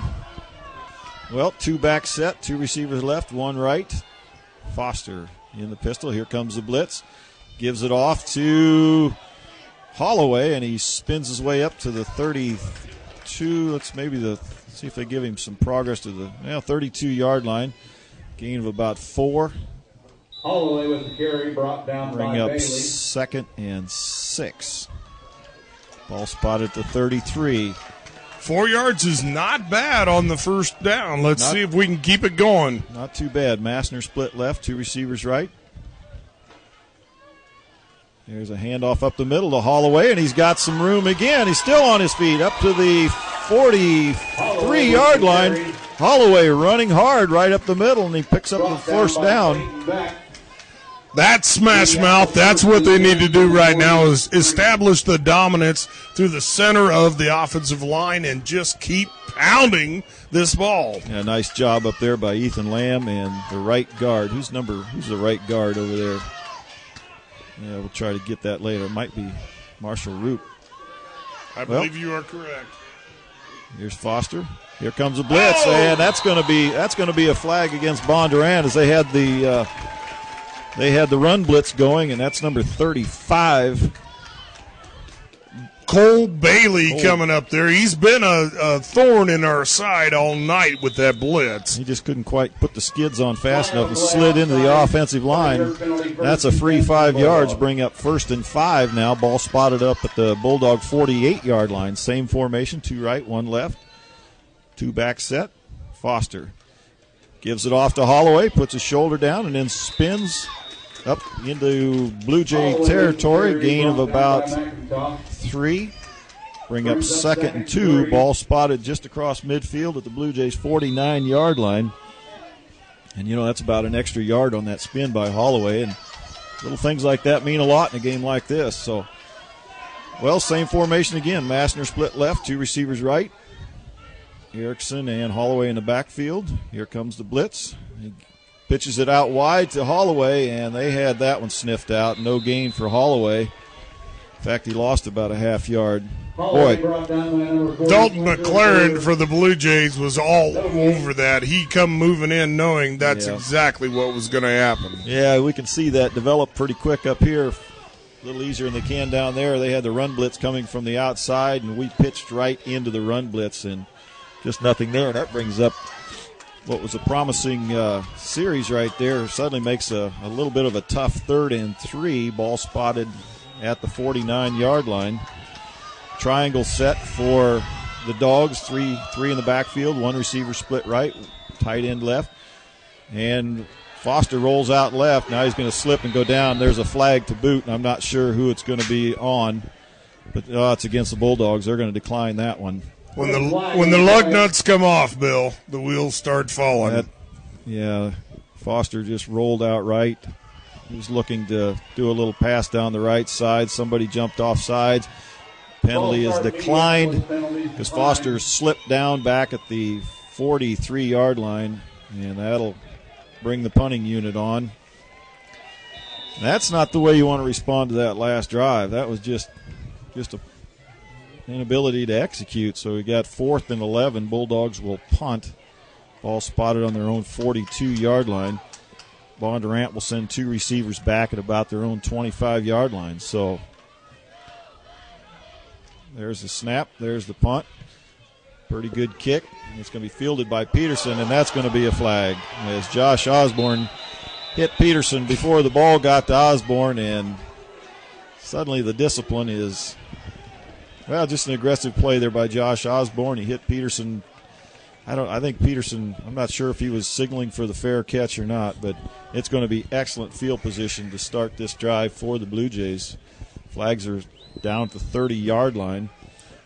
I was not trying to laugh through, Bill. That was such a textbook hit. But he was engaged with the blocker the entire way down. He did not see the fair catch signal, but wow, was he going. He did exactly what the kamikaze is supposed to do. He just didn't see the fair catch. So I got to hand it to the young man. He really did what he was supposed to, with the exception he didn't see the fair catch. So. It's an aggressive play, but unfortunately the result of that play is a 15-yard personal foul, and that not good. Moves the ball all the way up to the Bulldog 49-yard line as they'll start this drive in Bulldog territory. Fuller looks to pass, dropping back, lots of time. Now he's going to let it fly. He's got Peterson out there and knocked away at the last minute by Drew Buster. Peterson was waiting on that one, waiting on it, and boy, he was down at about the 25-yard line. Buster just floated over, went up and knocked that one away, and I think at some point you'd like to see him go up and take that ball away. I wondered why he didn't, but I think he wanted to make sure that nothing became of that, and we've got a flag on the field. And the way it's going, it looks like holding against Bondurant. Yeah, we'll take that one. Well, I got a nice text update here from Brother Dan. It says 20-10 Albia in the third. So wow. Well, that holding call will negate that play. That break up by Buster. Bulldogs elect to take the yards, and that'll put the ball back at the 41-yard line of the Blue Jays, where they'll be facing 1st and 20 now. Here in the third quarter, with Bondurant leading 14-7. There's a handoff. Fumble! We got a fumble. I think the Bulldogs are on it. They are. Woo! Yep, there's the signal. Bulldogs got their first turnover of the game.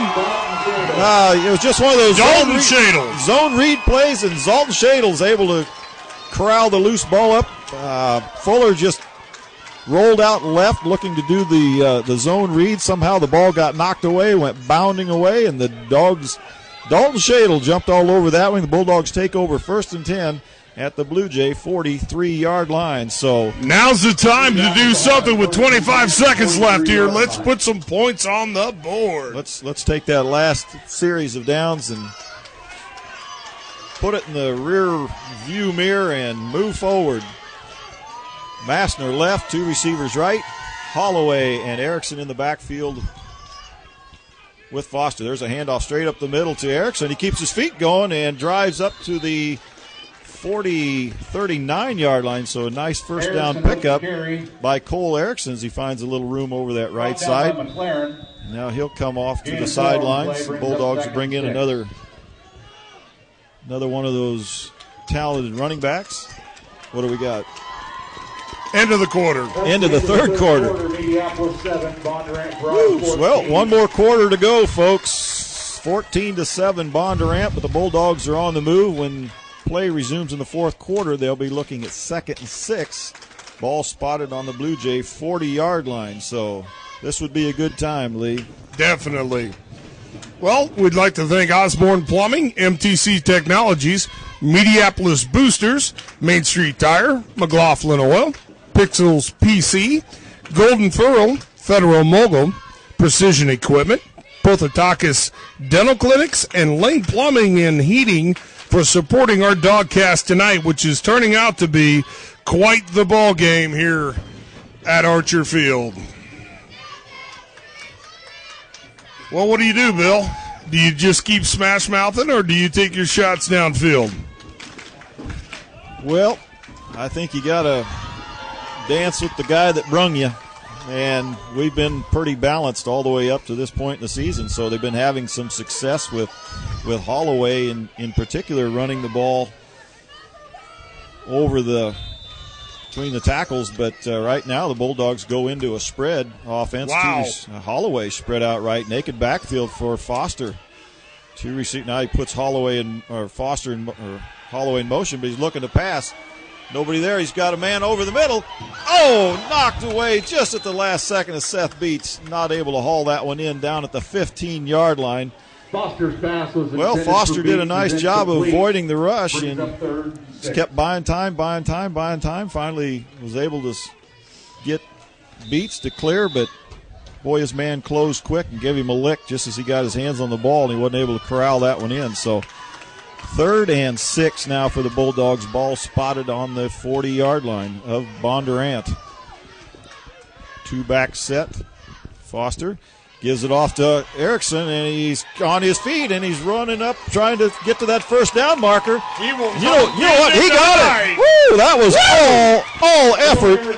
all effort by Cole Erickson as he went over between the left tackle and the left guard. Looked like he was going to be about a yard short of the first down marker. Just kept his feet driving and moved the pile.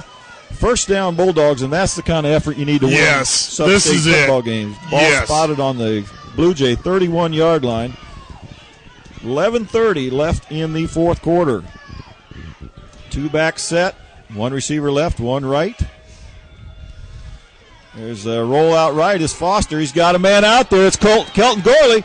And he got twisted around. He just couldn't quite get his body positioned right. He was looking for a pass to the inside of the field. Foster threw it to his outside shoulder, and he wasn't able to get twisted around just quite in time.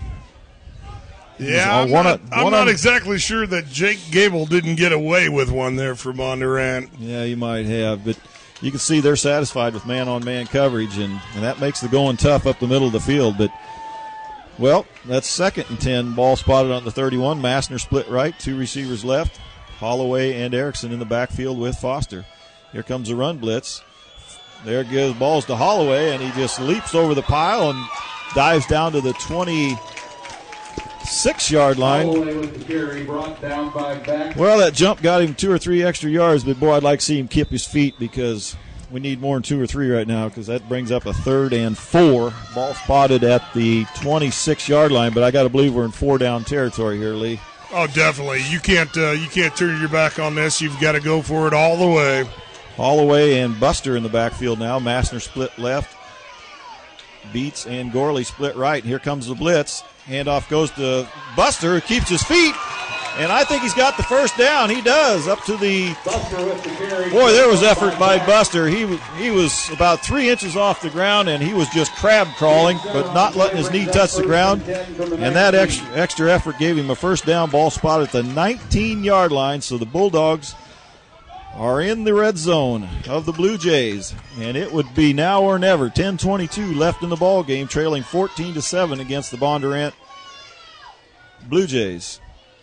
Holloway, Erickson. Here comes a blitz again from the outside. This time he gives it up to Holloway. He's got a little seam over the left side, but it closes in a big hurry, and I don't think he even got back to the line of scrimmage. Saw a hole there. The linebacker came up and popped him, and linebacker was lower than Holloway was, and when you're lower, you win. Yeah, they went directly after his legs, took them out from under him, and once you do that to a running back, he's done. 2nd and 11. Ball spotted on the 20-yard line. Beats right. Gorley left. Here comes a run blitz. There's a pitch out to Busters. He's trying to find some room. Keeps his feet going down to the 10-yard line. And he's going to be a couple yards short of the first down marker. Needs to get to the 9, and they're going to spot him down at the 11-yard line. So that brings up 3rd and 2. Boy, Buster's running with a purpose right now. He's showing he is. Showing that speed that, well, here's a big down. 3rd and 2. Ball spotted on the 11-yard line. Foster gives it to Holloway right up the middle, puts his shoulder down, keeps his legs driving, and I think he's going to have it. Yes, he is. Holloway with the carry. Ball's going to be spotted at about the 8.5-yard line. He needed to get to the 9. And that's a first down, Bulldogs. Gain of 3 on the play. Well, thank you, Federal Mogul, Golden Furrow, Pixels PC, McLaughlin Oil, and Main Street Tire, as we are watching the Bulldogs mount a drive here. 8:50 left in the ball game. Bulldogs need one. Foster in the shotgun, gives it to Holloway. He jumps one. Touchdown, Bulldogs! Oh, Stephen Holloway jumped the first defender, and then there was nothing but space as he waltzes it in from about 8 yards out. Touchdown, Bulldogs, 14-13, and Jonathan Massner and the pressure on that young man right now. Let's see if Seth Beats is the holder. Ethan Lamb's the snapper. Here's the snap. It's low. He's going to roll out. And he falls down. Beats. Snap was low. He couldn't corral it in. Had to try and make do and couldn't. Snap on the extra point. Oh, that's a tough break. The snap was just low and skidded on the ground, and Beats picked it up and tried to roll out and make something happen, but nobody was open. His feet slipped out from under him, and that hurts. 14-13. 8:39 left. Well, defense just needs to mount a stop right now. That's a tough one. That is tough. Well, we'd like to thank Mediapolis Foods, Great River Medical Center, Big River Resources, Myers Construction, DMC Mutual, and the Eland Agency, Two Rivers Bank and Trust, Wright Electric, Deb Massner, Real Estate, and USG for their support this evening. And now comes the time where do you onside it, Bill? Do you go for it here? I don't think so. I mean, too much time. Well, the clock's ticking fast, and when they're a running team, they can eat a lot of clock. But no, I don't think so. I think you've got to kick it deep and see what happens. Here's the kick. It's kind of a squib. Goes down the middle. It's going to be fielded by Peterson at the 20. And he's met well. Bumped and see if they can strip him. And he's brought down at the 20, about the 25, 26-yard line. That's where the Blue Jays will take over 1st and 10. And they've got the lead 14-13 after the Bulldogs mounted a beautiful drive but unable to convert the PAT. And right now that 1 point difference looks like a mile to me, Lee. Well, this is all up to the defense now to come and do what they've done all season, and that is get this ball back. Yep, that's a fact.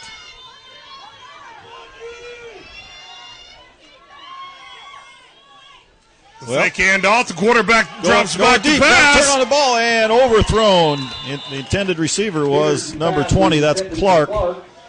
Well, that surprise you that they throw the ball? No, they were waiting for Mediapolis they figured they were set up for the run, so why not take a stab down there? That does not surprise me at all. Ball thrown just a little overthrown out of bounds, so that'll bring up 2nd and 10. Ball spotted right on the 25-yard line of Bondurant. Bulldogs elect man-to-man coverage. They send 2 receivers left, 1 right. There's a pitch out to Peterson. He's got the corner. Oh! Got the corner and strung down, but gets the ball up to about the 33-yard line before I think that's Drain that goes over there to knock him out of bounds. There was a very bad hold that got ignored right there. Seriously, that's too bad. 3rd and 4. Pretty good pursuit by the Bulldogs, and now the crowd is into this. They know this is a big down. 3rd and, let's call it 3rd and 5, a long 4. Ball spotted on the 31-yard line. Man in motion. Fuller takes it, rolls out right, and he makes, then he hangs on, makes the first man miss, and I think the Bulldogs stopped him short. But boy, they could have had him about 2 or 3 yards short. Flag. Oh, we got a flag. What do we got? Clear over here on the on the near side. I think of the we field. got motion or offsides. I think you got to push him back. Let's hope that's. Yep. What's that? Illegal shift. Illegal shift. Yep. That's a 5, going to be cost them 5 yards. Penalties declined by the Bulldogs. That'll bring up 4th down. Ooh, gutsy call by Borison there. It's going to bring up 4th and about. Ooh, 4th. 1.5. 4th. Yeah. I'm not sure. I wouldn't have taken the yards right there. Ball spotted at the 34-yard line. Let's see if Bondurant elects to go for it. I see their punter is in the game. But I don't think I'd be putting a man back there. No, you're going to call timeout now. They're going to go for it. They're going, yep. They're going to go for it. You better get up here. Bulldogs call timeout. Wow. Boy, right now I got to believe Borson would like to have that. Like that have that 5 yards back. Well, and I think you might want to have that timeout back, maybe possibly a little bit later on. Yeah. Well, let's thank Agraway Partners, SG Construction, Standard of Beaverdale, Mediapolis Chiropractic Center, Morning Sun Farm Implement, Hawkeye Pender Shop, Mediapolis Savings Bank, Rhodes Jewelry, and Brewer Agency for their support of this dogcast this evening. Well, that's a gutsy call right here by Bondurant Farrar to go for it, too, if in fact they do elect to go for it. Ball spotted just shy of the 35-yard line. Make it a 4th and about a yard.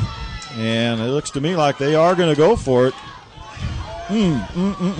Could be 3rd and about 6 right now, but, well, here we go. Everybody's going to be in tight for Bondurant Farrar. Watch for that pass. They've been trying to do it all night long when we didn't expect it. Here we go. This is it. Fuller takes it.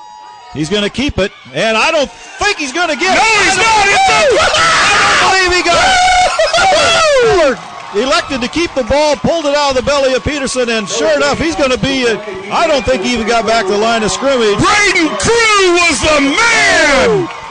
Oh, what a job! Nice job by the defense. The gamble does not pay off for Bondurant Farrar, and the Bulldogs will have 1st and 10 at the Blue Jays' 34-yard line. What a great defensive stand. Hang on to your hats. 7:23 left in the ball game. 14-13, Bondurant in the lead. And if they need to execute on offense, this is it. Foster, 2-back set, 1 receiver left, 2 right. Here comes the blitz off the right side. They hand off that way, and that's Buster. Keeps his feet moving and maybe picks up just about a yard. But, boy, he's just kind of running right into that run blitz off to this right side here. And I don't think you can outrun the defense. I think you need to negate that defensive speed by running right at him. Bulldogs will face 2nd and 9. Buster comes out. Holloway and Erickson in at the tailback position. 1 receiver left, 2 right. That's Beats and Gorley over here. Here comes the blitz again. Foster, hands off the middle. That's Holloway still on his feet. Drives it all the way down to the 25-yard line. He's going to be about a half yard short. But a beautiful run there by Holloway. Nice job by that offensive line to give him just a little bit of push. And that's going to bring up 3rd and a half yard. And I've got a feeling you're going to see Holloway. I believe you're going to see Holloway get the football here again right now. Bulldogs do send 1 receiver left and 2 right, but Holloway and Foster in the power eye, and I think it's Foster under center, and he's just going to keep it and push his shoulder forward, and he gets the first down. Quarterback sneak under center, and he gets enough for the first down. Haven't given the signal. That's a first down. There's the signal. Beautiful. 24-yard line. First down, Bulldogs. 6:07 left in the ball game. How about a 6-minute, 25-yard drive right here, Lee? Hey, if they can do it, that would be their greatest 12th man on the field right now would be the clock if they could do that. Well, here we go. 1st and 10 Bulldogs on the Blue Jays' 24-yard line. Erickson and Holloway in the backfield. Massner split left. 2 receivers right. Here they're going to bring pressure again. Straight up the middle to Holloway. Breaks a few tackles. Still on his feet. Down to the 11-yard line. And I believe that's another first down. Bulldogs. Stephen Holloway running like a man possessed right now. Just the way you're going to have to against these guys. Head down. Full turbo charge. Rolling through like a Dodge Mack truck. That's all effort right now. They just can't bring him down. But, well, now you got Buster and Holloway. Hand off to Holloway again. He's got some room over the right side. Feet still driving down to the 5-yard line. What I like, you see he's got 2 hands on that football. You ride this horse all the way through the plowed field right now. I think you do. There's second and 3. Ball spotted right on the Blue Jay 5-yard line. 5:02 left in the game. 14-13, Bondurant in the lead. Holloway and Erickson in the backfield.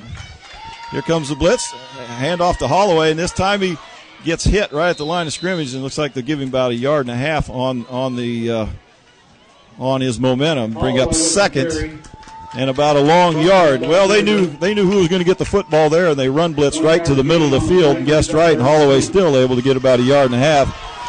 So now we got third, and let's call it a long one. Let's call it 3rd and 2.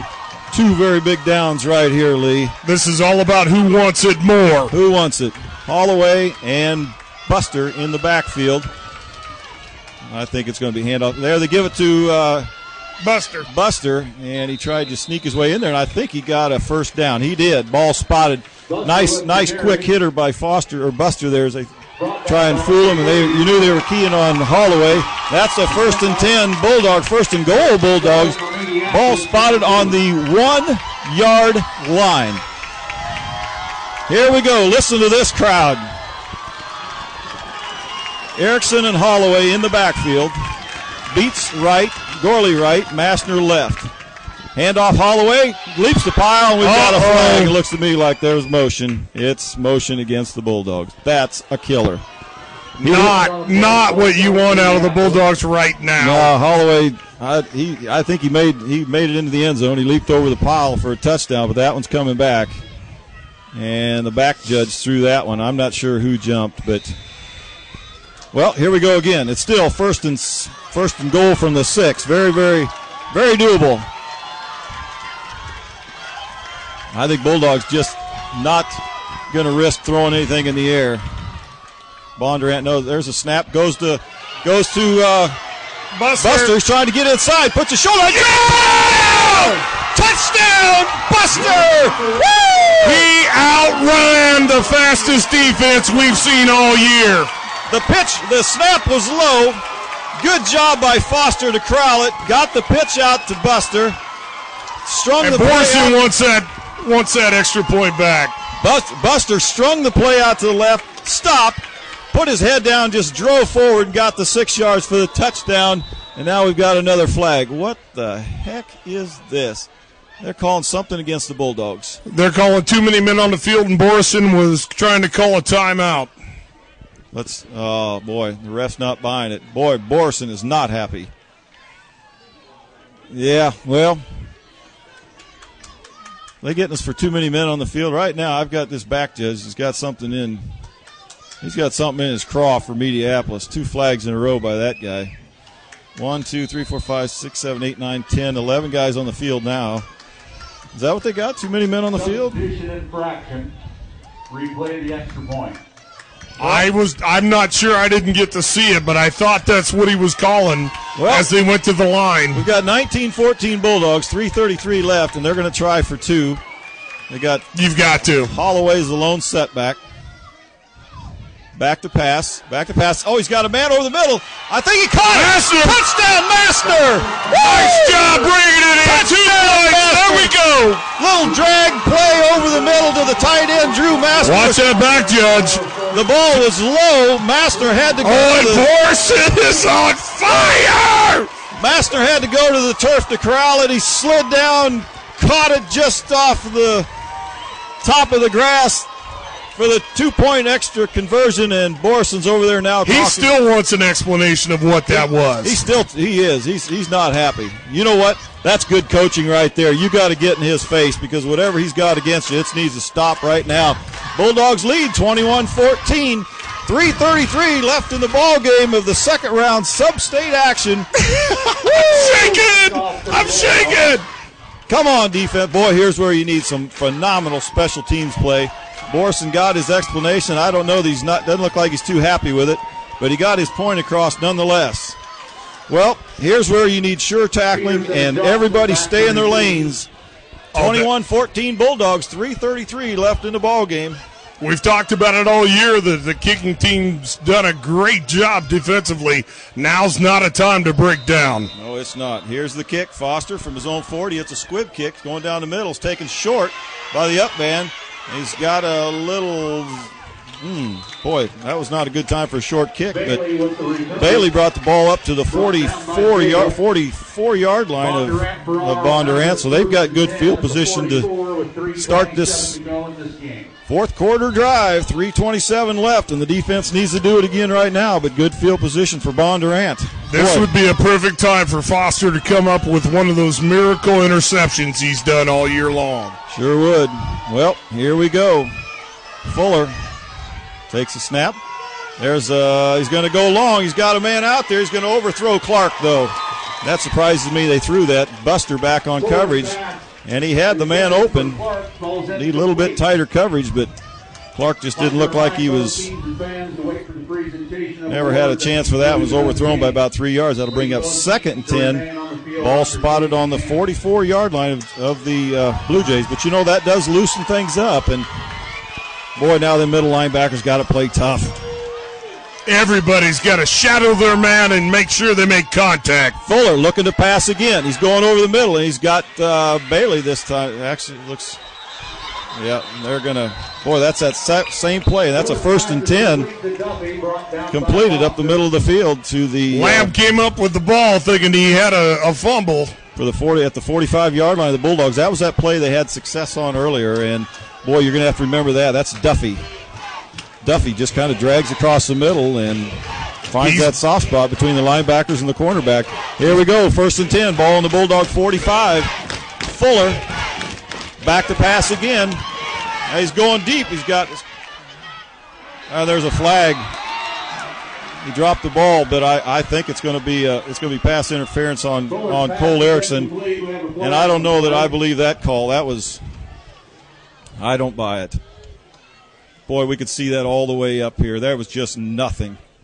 He was not hindered in any way. No way. That's just a horrible call. But the infraction, the pass interference, is against Erickson, and I'll disagree with that one until I go to bed tonight. And the receiver himself is down.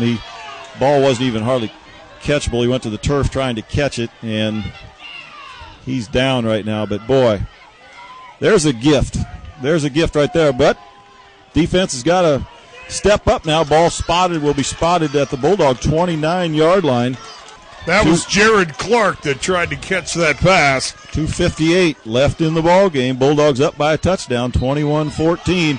This will be a good time for a turnover. I'm surprised they're going to the air like they are, but that'll loosen things up for them. And Fuller, Peterson in the backfield. He's going to pull it out. He's looking to pass over the middle, and it's caught. Beautiful catch by Duffy again at the 10-yard line. That was just a good catch. Good coverage by the Bulldogs. but Duffy able to go up and haul it down. And I'm surprised they haven't thrown to that guy more often. He's tall, he's big, he's got good hands, good athlete, and tough to cover the speed on a slant like that. And it was a perfectly thrown ball. Yes. Just up where he could get it, and that's a 1st and 10. Blue Jays down at the 9-yard line, and here is where the Bulldog defense needs to bow their neck. Fuller with Peterson again in the backfield. 1st and goal, ball spotted just inside the 10. There he's going to run Fuller all the way, and he's going to be brought down after a pickup of only about 2. Nice tackle there by Dalton Shadle as he stayed home. Nice job of staying home with the quarterback. That'll bring up 2nd and goal from the, let's call it the 7-yard line. Definitely something you need to do with this defense with these kind of runners is stay home and mark your man. Minute 59 left on the clock. Here we go. Turnover. Classic sub-state football game. Fuller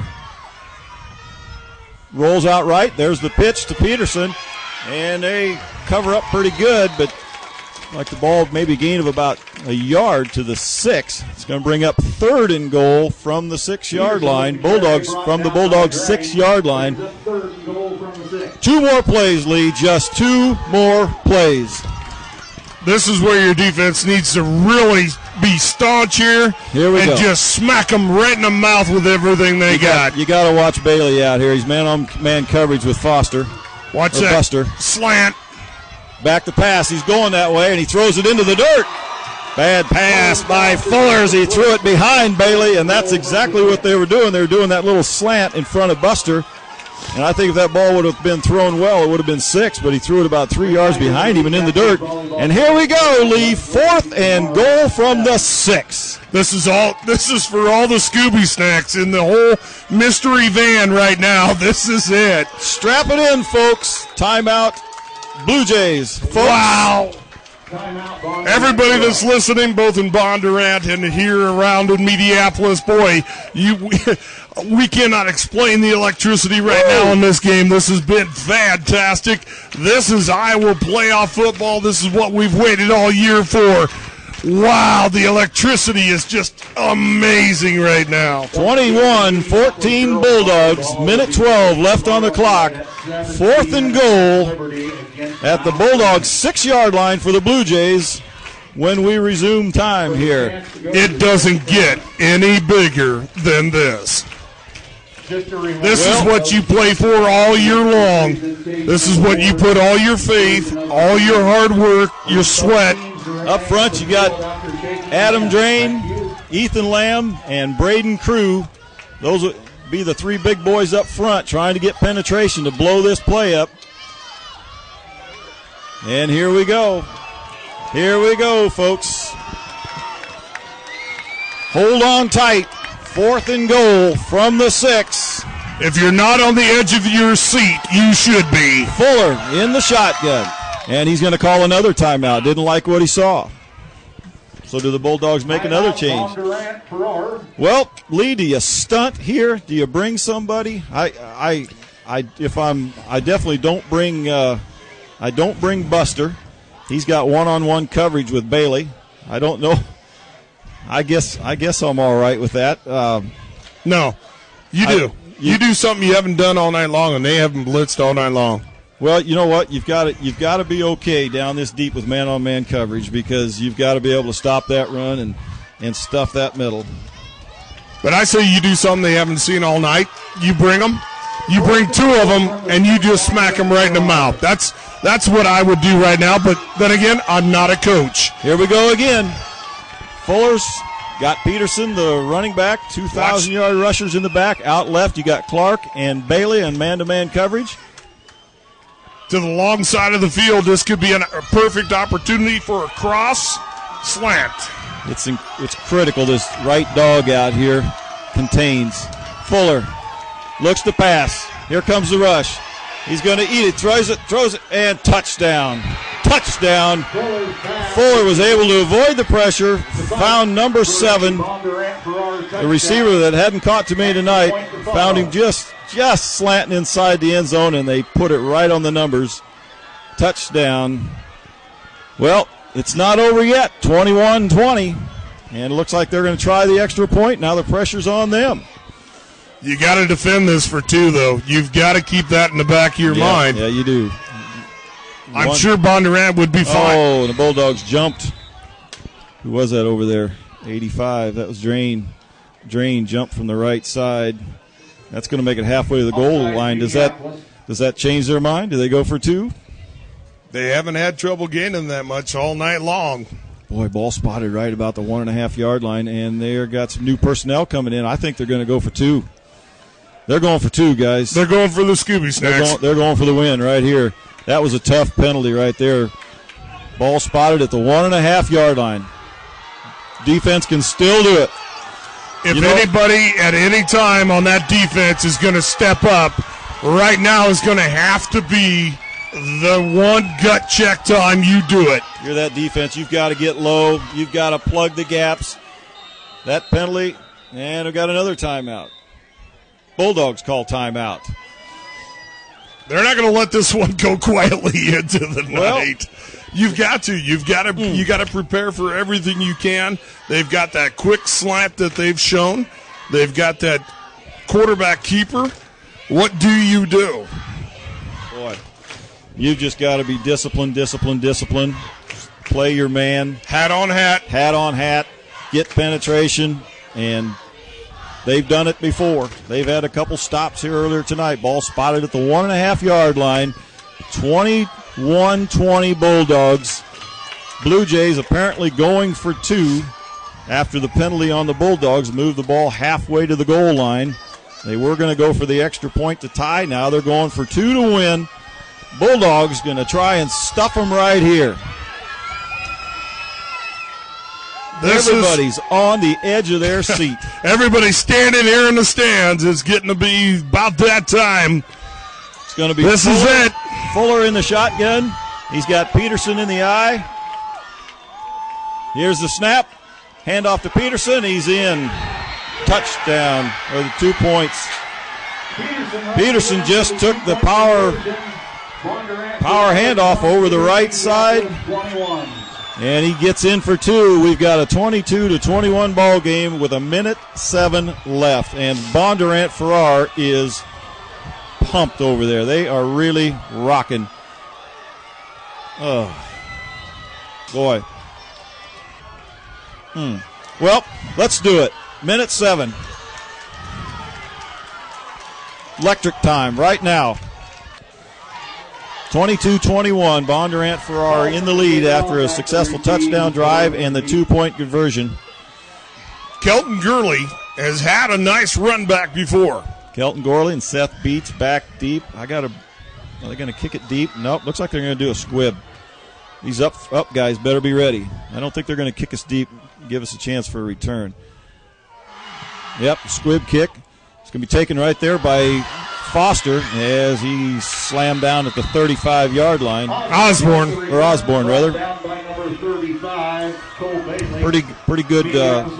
64 seconds away from either going on or having your season end. Boy, that was just a tough drive right there. You know they're going to be in prevent. Yeah. So what do you do? Well, you throw it to a man in space and just make him miss the tackle and take it to the house. This would be a good time for Massner. Yeah. Well, Bulldogs got a naked backfield. Send trips left, to right.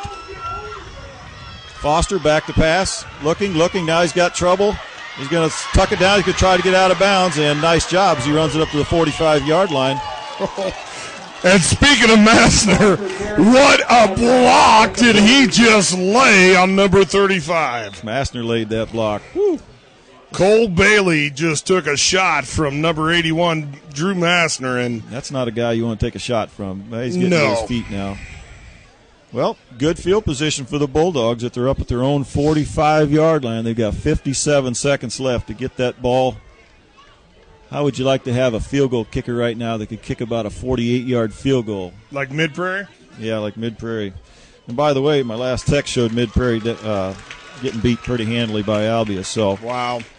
In 57 seconds, we're going to know whether Albia is going to be playing Bondurant Farrar again or whether they're playing the Mediapolis Bulldogs. So ball spotted at the 46-yard line of Mediapolis, 57 seconds left. You're going to have Massner split right, and he's a pretty good defender too. Three guys to the left. Trips left. It's going to be Buster in the backfield with.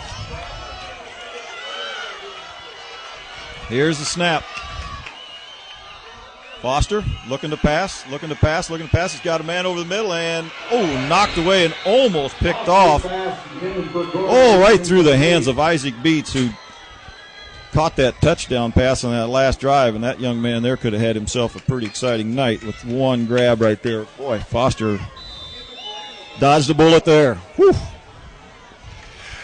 Well, 53 seconds left. 2nd and 10. Ball spotted at the Bulldogs 46. Here we go again. We know what we got to do. Bondurant knows what we got to do. It's just a matter of who wants it more. Osborne and Beats left. Gorley right. Back to pass. Throwing it deep. He's got a man out there. Caught! Yeah! Caught by, I think that's Josh Osborne. Yes, it is! Diving! Theatrical catch! At the 20-yard line by Josh Osborne. 47 seconds left. Where did that come from? Boy, he just lofted it out there. I'm glad we don't have replay because that made it right on the grass. But here we go again. 46 seconds, 45. Clock's running. Bulldogs got to get something going. 42. Ball spotted at the 20. 2 men right, 2 left. Here's a snap. Rolling out right. Lobbing it out there. He's got Beats. Touchdown! Touchdown! Touchdown! Touchdown! Seth Beats! 31 seconds left! 31 seconds left. The Bulldogs regain the lead on a beautiful pass into the right corner of the end zone to Seth Beats. He just went up and beat his man. 27-22 Bulldogs. And Borison acts like he had this one planned all along. What are you guys worried about? What are you talking about? Here's the extra point by Jonathan Massner. There's the snap. There's the hold. There's the kick, and it's blocked. No good. And again, the snap was low. Well, we got 31 seconds here. 4-point lead. Now you've just got to hold them. Oh, wow. Oh, my goodness, folks. You got your This is what playoffs is all about. Well, the Bondurant Farrar coaches are headed down. I'm not sure. I think they've seen it. Wow. Oh, my goodness. Well, you know what? Now you just don't have any penalties, but you have sure tackling. Yes. Your best tacklers have got to be on that field, and they cannot miss. Oh, my. I am shaking right now. 27-22, 31 seconds left. Archer Field, Minneapolis, Iowa. Can they hold on to the magic here? The Bulldogs will be kicking off from their own 40. Oh, my goodness. Wow. This crowd is about ready to go nuts. Here we go. Ball spotted at the 40. Everybody play their lanes. Sure tackling. Foster with the kick. Kicks. It's a squib kick off to the right side. It's going to be fielded by number 5. A good kick. And he's at the 17-yard line. Drew Buster. Boy, good coverage there by. Now we Buster. still got 27 seconds here. Now we'll go into prevent too. 27 seconds left. Let's go for that pick here. Get some. The best way to defend a deep pass is get good penetration up front. Make that guy throw the ball before he wants to. Don't forget, though, he can run, so he can cover an awful lot of ground. Yeah, you can. 27 seconds left. Ball spotted at the 17-yard line of Bondurant. Fuller takes the snap, looking to pass. Throws off to the side. Boom! There's a pitch, the little hook and ladder, and they run it out of bounds up at the 30-yard line. Nice play. They just threw it out to the right flats. Receiver was hit immediately, but he pitched it back to Grant Peterson, who was. Bondurant's pulling out all the stops here. They'd get the ball out of bounds. 20 seconds left on the clock. Be 1st and 10, Bondurant on their own 30. So not a lot of yards out of that play, and it took a few seconds off the clock. Here we go again. Twin receivers out left. I'd be watching this Bailey out here. Twin receivers left, one right. Fuller looking to pass. There's pressure by the Bulldogs, and Fuller's going to run it out of bounds up at the 42. Down to 13 seconds. 13 seconds left, and good coverage by the Bulldogs downfield. Adam Drain had he was looking him right in the chops, going, "You're mine." He had good penetration from the right side and flushed him out of the pocket and made him run it out of bounds. So you'll give him 2 more of them. They're going to have to throw it to Bailey here pretty quick. We're definitely going to have to keep our eye on it. No quick slants. Here we go. There's the pass. Nope. He's going to throw it deep. The hook and go. Way too deep. Way too deep. Don't you dare throw that flag over there. Number 7 with coverage there by Osborne right in front of the same ref who threw the pass interference against Erickson. This time he kept the hanky in his pocket. We got 8 seconds left. I think it's time for one more play. One more play. This is where you tell the big boys up front, just make penetration. Here we go. It's got to be the last play of the game, I think. 27-22, ball spotted on the Blue Jays' 42-yard line. Fuller and Peterson. No penalties. Back to pass. There's the blitz. He's going to throw it. Incomplete. 3 seconds left. 3 seconds left. Well, they were setting up the screen, which really, really surprises me, but you try to get a man in space and see if you can't get him to break some tackles and go. But Bulldogs stayed home, weren't biting. Ball fell incomplete. That's the second time they've tried that screen tonight. The second time it was not successful. And now the Bulldogs are going to go way deep. And I don't know that I want to get too deep here. I wouldn't get too deep because if they can catch the ball in space in front of you and make you miss, they're going to go to town. But Bondurant calls their last timeout. Ball's going to be spotted on their own 43. There is 3 seconds left in this ball game.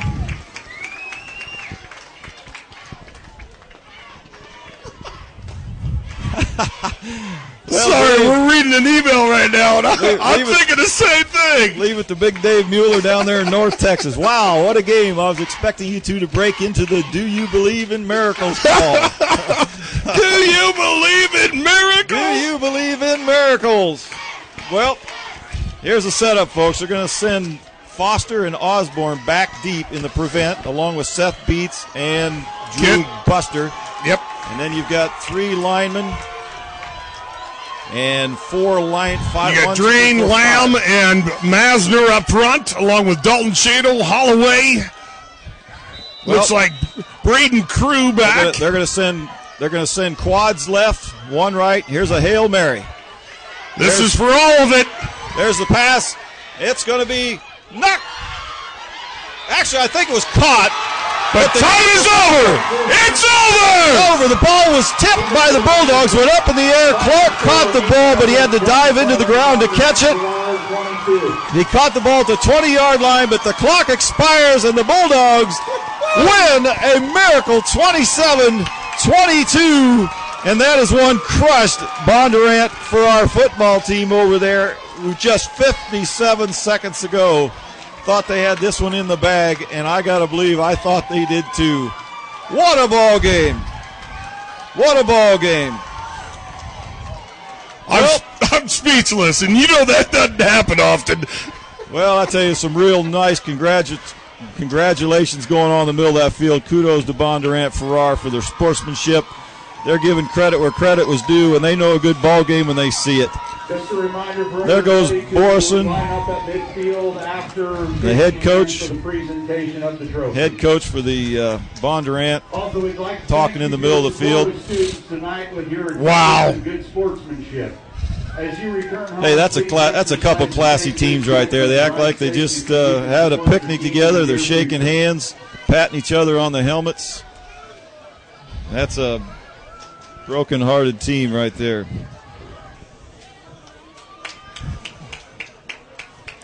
This has been absolutely a breathtaking evening. What a beautiful night. You couldn't ask for more of a game from either team. They played their hearts out. They left everything out there on the field like you want to. on the playoffs. I mean, they played their best. They played everything. This was absolutely just awesome on both sides. And congratulations again to Bondurant for all they've done all season. And, of course, to the Bulldogs for moving on, who I'm assuming we're going to play Albia. Sounds like we got to go to Albia and play Albia, and I believe that'll be next Friday night at Albia. I'm not positive on the date. I heard that earlier today. But, both teams will kneel down at center field for their awards presentations. Final score, 27-22. Bulldogs trailed at the half, 7-0. Came right back at the opening drive of the second half. Beautiful, inspired drive by the Bulldogs to tie it up. Just like that, Bondurant Farrar went back down the field and scored 7. Take a 14-7 lead. We would like to now direct your attention to Bulldogs scored a touchdown and missed the extra point. Representing the Mediapolis High School will make a presentation. We'll continue here in just a second. First of all, congratulations to the Mediapolis Bulldogs as you will advance to the quarterfinal round of the Iowa High School Athletic Association next Friday, November 8th. We now honor Bondurant Farrar for an outstanding season. The medals and trophy that you are receiving are in recognition of a great season. Congratulations to Coach Brian Kerr on making it to the playoffs.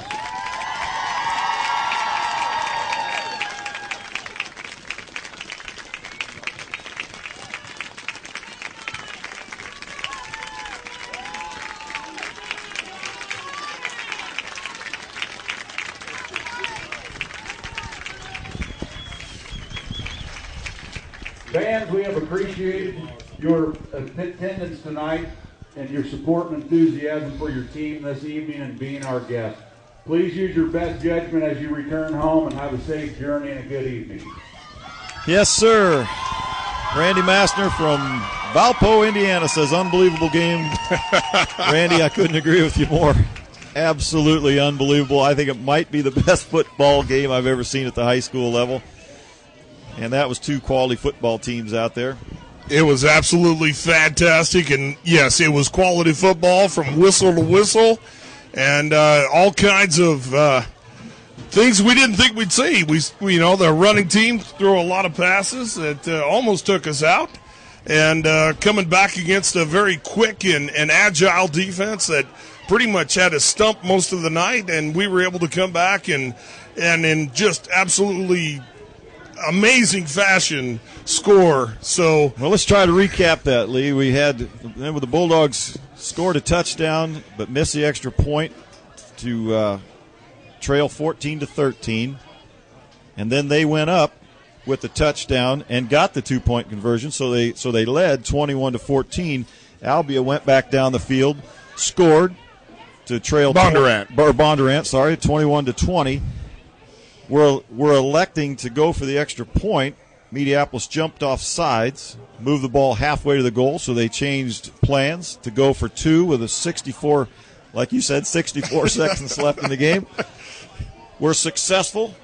Brian Peterson, or Grant Peterson, able to plow over the right side for the successful 2-point conversion to lead 22-21. Minute 4 seconds left in the football game.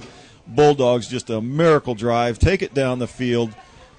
The northwest end zone, corner of the end zone, just unbelievable, able to come down with it. Great catch, I think, by Seth Beats that was, to put the Bulldogs up 27-22. The extra point was not good. Bondurant just ran out of time, had about 31 seconds left to go the length of the field, could not do it. Ball came up just short at the Bulldogs' 20-yard line as the clock expired. The Bulldogs hang on for just an incredible miracle 27-22 win here in the second round of the sub-state. That means that the Bulldogs, more than likely, will travel to Albia and play Albia, the District 6 champions in 2A. who at the time are up, I believe my last text said they were up 26 to, I'll just get that right for you here. 26-16 Albia with 2 minutes to go. I got that from my brother Dan. And so it looks by all rights like the Bulldogs will play Albia. It'll be champion on champion. And Albia and this team right here played pretty tough earlier in the season. I think Albia won that game by 41-36. They defeated Bondurant. 41-36. So we've got an extremely quality football team. We'll be playing on Friday, and of course the winner of that game will go to state at the Unidome, and we know how much fun that can be up there. So I got to tell you, I'd love to go back there, and I know every one of these fans and these football players, they would too. And right now Albia or Bondurant is the only team left on the football field. They're huddled around their coach, and he's got to be telling them that they played hard, they did well. Just tough ending for them, but better them than us. Bulldogs, you've got to believe the experience that we've had in the going to state last year and playing like we did comes back and really pays dividends. So, well, take it away, Lee. Definitely, and the Bulldogs isn't the only team that we can congratulate tonight. We want to congratulate our sponsor team that brings you this Dogcast each and every time, from volleyball to football to baseball and softball, all of the games. The Brewer Agency, your hometown insurance agency, covers it all. Rhodes Jewelry, find the perfect stone for that perfect someone for that special occasion. Mediapolis Savings Bank, supporters of Mediapolis schools and the Mediapolis community. Hawkeye Petter Shop, the employees are proud to support the Mediapolis community and the schools. Morning Sun Farm Implement, your home for sales and service on everything from the farm to the lawn. Mediapolis Chiropractic Center. Call Dr. Aaron Rolfs or Dr. Lori Meyer for a free consultation. Standard of Beaverdale thanks Mediapolis for their support and wishes the best to the team. SG Construction currently has lots available in the RDM LLC subdivision. Agroway Partners, serving farmers' grain needs in southeast Iowa. Deb Massner Real Estate, making your dream home come true. Call Deb and she'll do it for you. Wright Electric, call on Travis Wright for your next large or small electrical project. USG, good luck to the Bulldogs and Bullets from the employees at USG. Two Rivers Bank and Trust, sponsors of the Bulldog Banking Club and Mediapolis Schools. DMC Mutual and the Eland Agency, see Dale or Julie Bartell for all of your insurance needs. Myers Construction. Justin and his crew can handle them all, big or small. Call Myers Construction. Big River Resources. Learn the many uses for your crop. Big River Resources is a community-involved company. Great River Medical Center, caring for the community, your students, and you. Mepo Foods, customer satisfaction is number one, and sponsoring community events is a top priority. Osborne Plumbing, nearly 20 years of experience. Call Osborne Plumbing in Burlington. MTC Technologies. Watch replays of Mediapolis sports on MTC's Cable Channel 10. Mediapolis Boosters. Become a booster, contact Mitch Timmerman or any one of the boosters and get involved. Main Street Tire. At Main Street Tire, your tires and safety are number one and not just an afterthought. McLaughlin Oil. Winter is just around the corner. Call McLaughlin Oil and get your propane tank filled now. Pixels PC. Tackle your computer problems ahead of time. Call Pixels PC for a new computer, upgrade, or repair. Golden Furrow. Seed, sales, crop consulting, custom application, and service to get the job done right. Federal Mogul. This Dogcast is sponsored by Federal Mogul Ignition Products, makers of Champion Spark Plugs. Precision Equipment. Stop in and see Larry Mosier and gear up for fall savings on the latest John Deere equipment. Pothotakas Dental Clinics, serving southeast Iowa at their clinics in Mediapolis, Burlington, New London, and Fort Madison. Lane Plumbing and Heating, providing the highest level of quality geothermal services at a reasonable price. Thank you all to our sponsors for your support for this and all Dogcasts. Well, thanks for that, Lee. And while we await the arrival of head coach Brian Borson, I'm going to visit a little bit here with Danny Davis. Danny, go ahead. Wow, what a great game. It sure was. Was that kind of in the plans from the very beginning? The Dogcast would be able to host a game that was like this. Well, it was for Lee because he called it before this. He said it's going to be the game for the ages, everybody. And he was, and he was right. It was a game for the ages. But I was down on the sidelines for the whole game and everything. And it was a few minutes before the end of the game, and I was taking pictures there, that last touchdown Mediapolis got, and I walked by one of the refs, and he looked at me, and he goes, "And they wonder why I do this." He kind of smiled. Quoted I think back in the day when I was writing articles for you, I think maybe that would have been the headline, "And they wonder why I do this." Yeah, and he said, I said, "Has this been the best game you've done all year?" And he said, "Oh, yeah, by far." He was excited. We were about ready to hang one of them refs up by his toes when he called that pass interference on Cole Erickson over there. But we got through it. An emotional sideline. It was kind of up and down all night. I was standing there, and 1 minute you'd hear crickets chirping, and everyone just kind of stunned, and then the next minute people would be jumping up and down, and it was just really exciting, but not quite as exciting as what's going on in Branson, Missouri. We got Jeff Burgess, Kurt Klein, and Steve Cummings are listening tonight. Guys, I lived in Branson for about 5 years. Go see the Mickey Gilley show. I would strongly suggest that. They're probably fishing the Tammy-Como. They probably are, and good luck to them. Well, hey, we're joined by head coach Brian Borson now as he's going to recap this football game. And, Coach, what do you say? How's that for a football game? That was probably one of the better ones you'll ever see. Had a lot of back and forth for sure. What you saw as kids on both sides making plays and not wanting to be their last high school football game of the year, and we were just lucky enough to make a few more plays at the end. Well, Coach, pretty sluggish in the first half. Not the Bulldog offense. I'm sure that you wanted to see a couple good plays, but more turnovers than good plays. What did you say to those kids at the halftime? Because when they came out in that first drive of the second half, they were just a different football team. Yeah, it wasn't a matter of the plays we were calling; it was the execution of the plays. Run game wise, we felt like we liked what we had, and we felt like we were beginning to wear on them a little bit. And I think you saw that in third and fourth quarter. Passing game wise, we just didn't really make good decisions. The first interception, we had a guy wide open, we threw it behind him. That's usually what happens. From then the other ones were just trying to force balls into coverages that weren't there. Instead of doing the little things we talk about, like hitting your check downs and this and that, we just were winging it, and we got a little frazzled. But it's a big game against a good team. I think. Well, I know for sure we hadn't seen a team that had that much speed in the back half in their secondary. Those guys can run, and they covered a lot of ground, and so we were able to, kind of try to hit some shorter passes, and you got to give them credit. I thought their defensive game plan was pretty solid, and some of the things we thought going into the game that were going to work didn't, and so it took a little time to reevaluate life at halftime and try to go back to the drawing board. It seemed like you were starting to find some success in the second half, especially with Stephen Holloway moving the chains, eating up some clock, picking up some real estate, and eventually were able to punch it in to get back in this ball game. What was it? Was it execution, just running harder? It was a little bit of that. It was running harder. It was a lot of blocking better. And I think it was understanding what they were doing. They were coming with sending a lot of dudes, and we kept trying to cut back.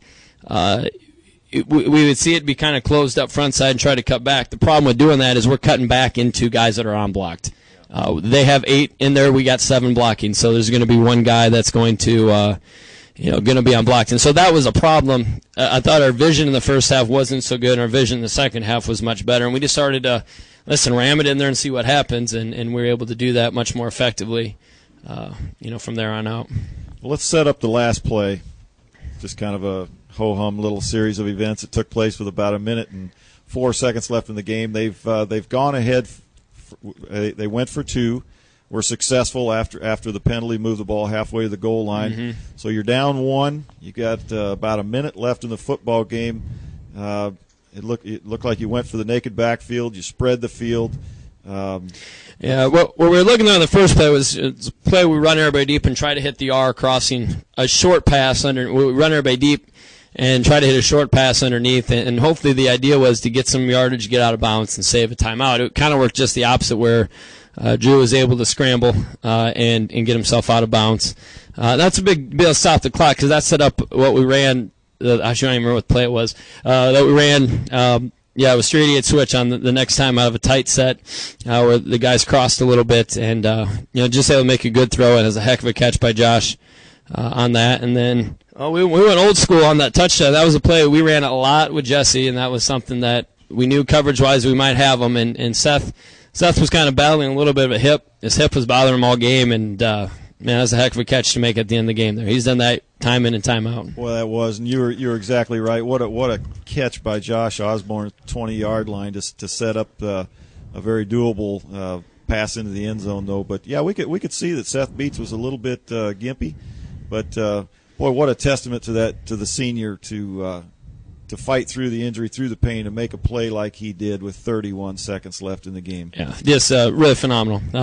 Phenomenal, and that was a great ball. Drew put that exactly where it needed to be. And, the best thing about our kids, and you can see at halftime, the first guy to, when we broke it down to come back out, the first guy to say, hey, listen, it's on me, that was Foster. And he said, hey, listen, those 3 interceptions are my fault, and, we're going to get it back. And I'll be darned, he made some plays at the end. And, that's what we say at halftime. Who's going to step up and make plays? And I think we had a lot of people step up wanting to do it. So, well, in case you haven't heard, but I'm sure you have, Albia did win 26-16 over Mid Prairie. Seemed to lead throughout the entire ball game. So, if I understand right, we go to Mid Prairie, to Albia, to Albia. Any thoughts on that football game, or just take them one at a time? We'll get after it. We'll get after it tonight. Get some film and get breaking it down. And I think what you're going to find with them is they got some talented kids, much like Bondurant, maybe not quite as much speed, and they run some weird stuff. It will have to be defensively. We'll have to be on our toes because they run a lot of different formations. They do a little illegal huddle. They do a little illegal sugar huddle thing. If any refs are out there to have our game, they have to be set for a second. So it's hard to get a strong or weak call. And playing down there is a tough place to play. We haven't been down there for a while, but you know what? I wouldn't count us out. So. Well, hey, congratulations on an absolutely fantastic win here tonight. Thanks for bringing us to this point in the season, Coach. One more, and we go back to the Dome, and boy, we all know how much fun that is. So good luck. Good luck on Friday. And we'll be rooting for you. Awesome. Thank you. Appreciate it, guys. Thanks, Coach. Well, that's Coach Brian Borson, who's led his troops to an undefeated 11-0 season. And it's just a stunning win here tonight against Bondurant Farrar. 27-22 is the final after trailing for much of the ball game. Well, I think he's pretty excited, Danny. I mean, he just he was every bit as excited as I thought he would. But hey, if I understand right, we also got you had a chance to visit a little bit with one of the other coaches. So why don't we go ahead and get the take from one of the position coaches as well. Coach Jacob Worth, and Jacob, what a great game! We've seen last year a lot of great games with Mediapolis, and I know this team wanted to get the monkey off their back from last year's team, and I think this is probably one of the greatest games I've ever seen here at Archer Field. I tell you what, that was absolutely amazing. Our kids played their butts off, and they really haven't got the respect all year that they deserved, and tonight I think they earned it. They did an absolutely fantastic job. Amazing game. It was kind of an up and down emotional game on the sidelines. So, we'd have a bad play, and you could almost hear crickets chirp on the sidelines, and then, 30 seconds later, we get an interception or hit a touchdown and just go nuts. I think it took about 10 years off my life. My heart goes from 100 miles a minute to stopping. It was back and forth the whole game. That team is an excellent ball club. They got a lot of speed, and I'll tell you what, our boys buckled down and made big plays when they had to. Tell us about the quarterback. He looked like he was pretty hard to contain until the very end. It looked like you guys may have made some adjustments, or? Kid's an athlete, and we tried to kind of widen up and keep him inside, and force him to throw the deep ball, and they did awesome. Who did you like to play if you could play any team now? Looks like you might possibly get Albia. We don't know what the score is yet, but I tell you what, whoever it is, bring it on. We're ready. All right, congratulations, Coach. Thank you.